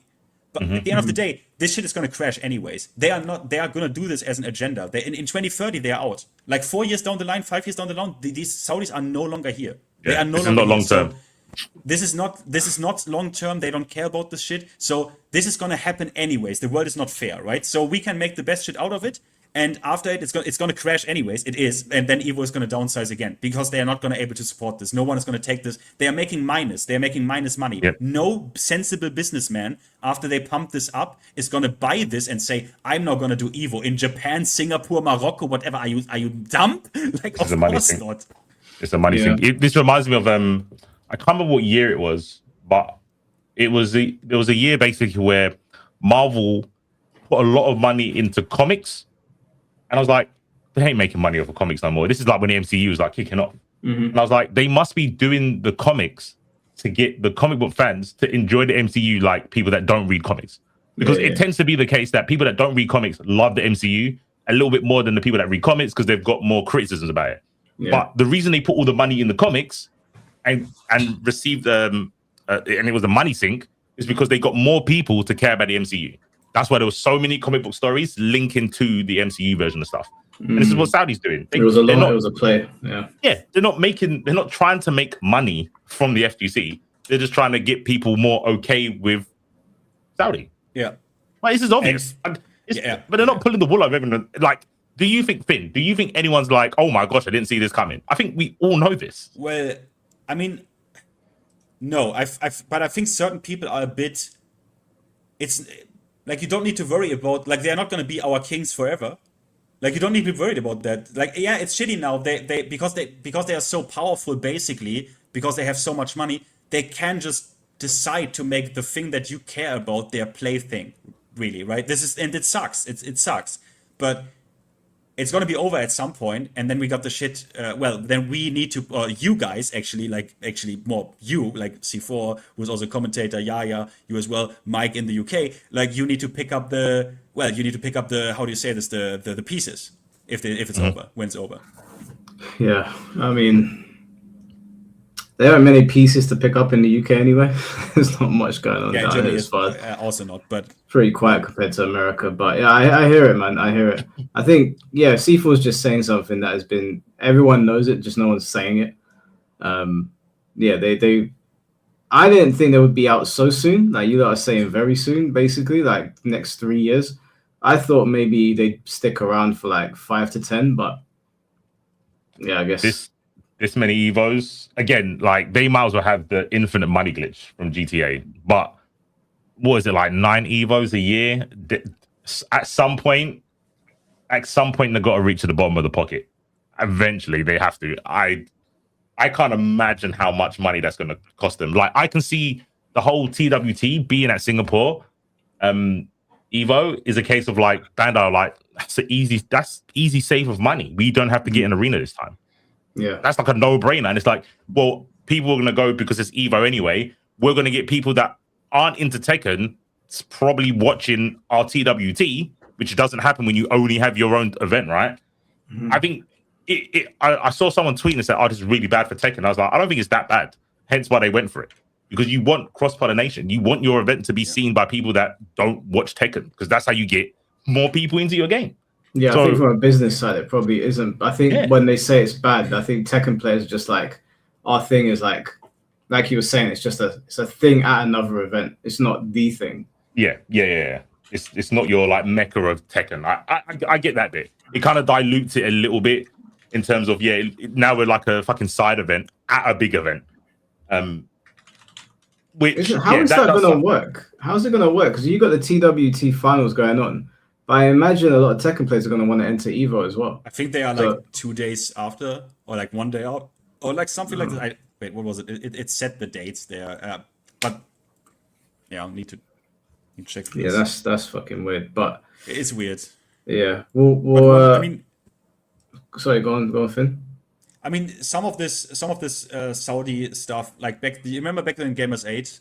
Happened the first time, like 2022 or something, bro. At that time, I already was like this. I mean, I didn't know they are taking so many things over back then, but this shit is also like so disgusting and artificial, because some Saudis told me, like actually in Riyadh at the Dera Square, called the Chop Square. This is where we publicly execute people and like gays and shit, and cut their heads off, or and they were like, we stopped doing that though 2019, so that we can do Gamers 8 there.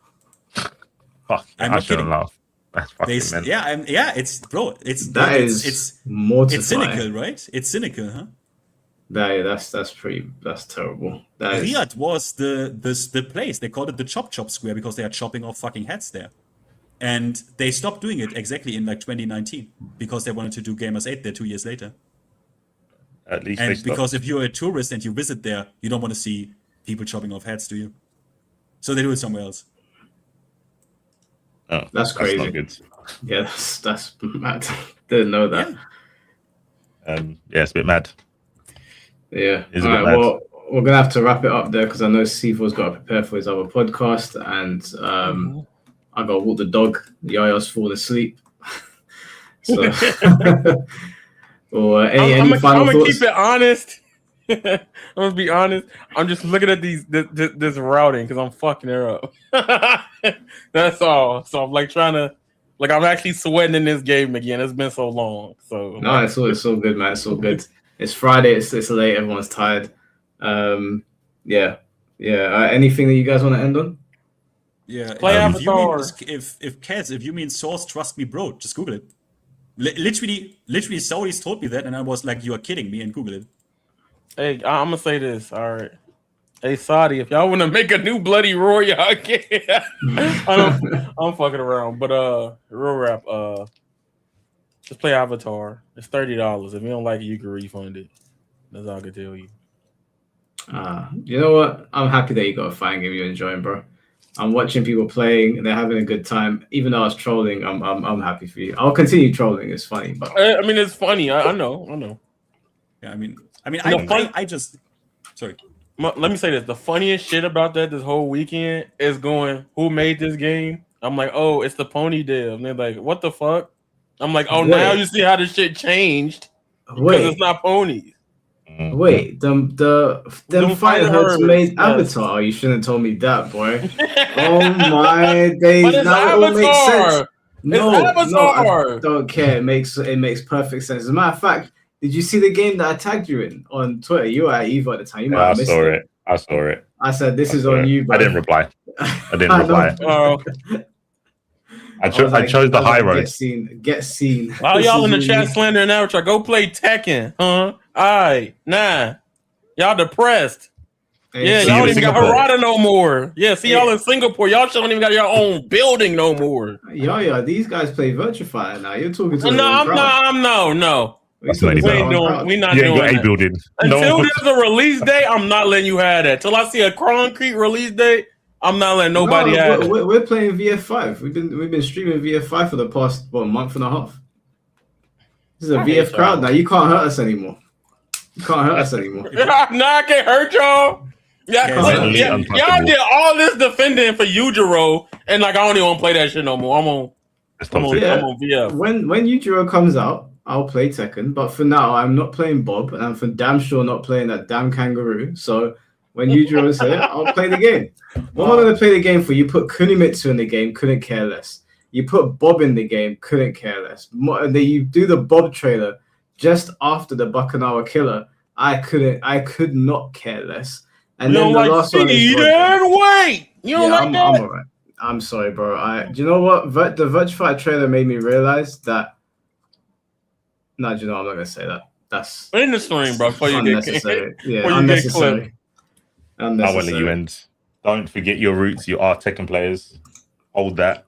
No. My roots are not Tekken. Actually, my roots are Mortal Kombat. All right, your community, majority of them are Tekken players, and that's okay. Nothing wrong with that. Me, guys, don't listen to him. I'm going to be on the good side of history. You see, Arxis, they love it, bro. They love the inclusivity, the diversity. We are good. Huh? Yeah, have fun with Leffen. That was mad. Yeah, I mean, Leffen plays 2XKO, so he wasn't at. Did you see Leffen in the Strive bracket? Leffen is that guy's problem. No joking. Even if we did have Leffen, team fight. Fuck. We are not in Singapore. You got to deal with him next month. You thought it was over? He's gonna go to Tokon. I don't even think Leffen is that mad. Although I shouldn't say that. I don't think that bad. I shouldn't say that. You can never say. No. I gotta say this. Fuck that. Nah, I'm mad. Because I was in Avatar Happy Land. That motherfucker killed Team Fight, started that whole agenda just to get cooked by Team Fight, right? And then not see it. We ain't seen that shit at all. You made them develop mechanic and throw it away in 24 hours. Well, that is all. Wait, was it Leffen who had? Leffen made the video, and then everybody else was like, "Well, Leffen's might be actually spitting." Now y'all care what he say? Wait. He had the loudest voice. Didn't Diaphone as well say this shit should be banned? Okay, Diaphone said it should be toned down or regulated before the event. He didn't say get rid of it. Yeah, let's just get rid of it. Yeah. Okay. I mean, yeah. Not my boy, not my problem. Yeah, I'll be on Tokun. I'll be bothering the Tokun players for a little while.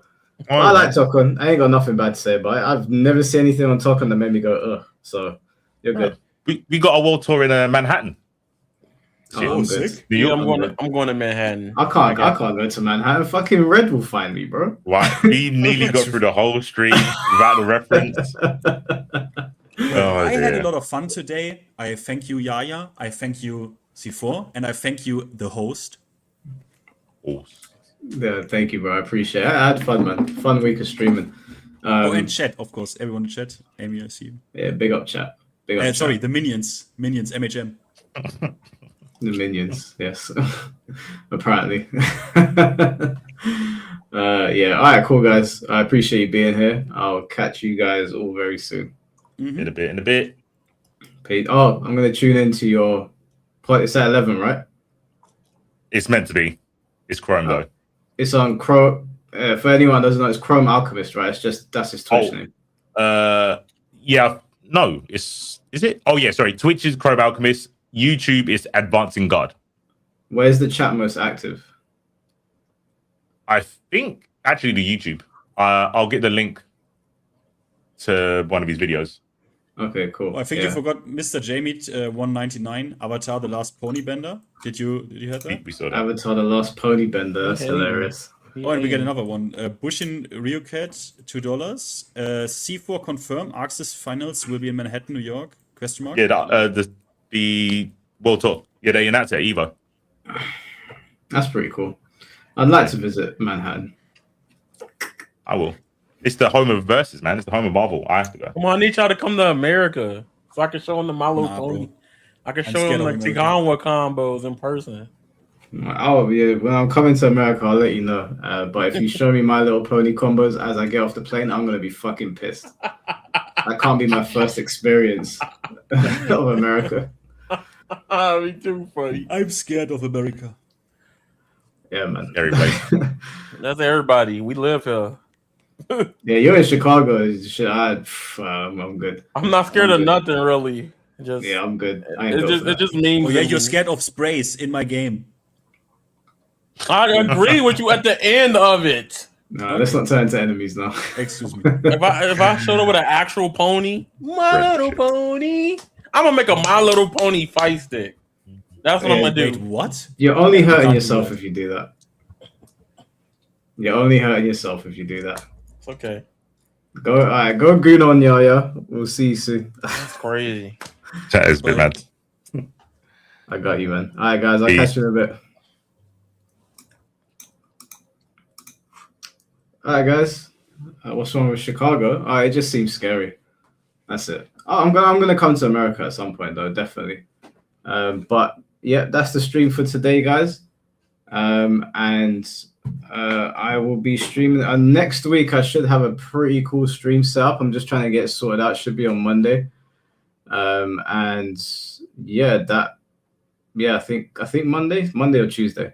I'll keep you guys informed. But once again, thank you for the support on the stream as usual. And I should have a video coming out tomorrow potentially. Cyberbolt, stop. Leave it alone. Just leave it. There's no need to continue it. It's fine. Your boy D's in Chicago. Yeah, I heard. I know quite a few people in Chicago, so one day I'll visit. I'll get a bulletproof vest and I'll go down and visit you guys. The spider's here on the desk. It's looking at me. But yeah, I'm gonna go walk this dog. I appreciate all of you. It's been a fun week of streaming. And I will see you guys on Monday, most likely. Peace out.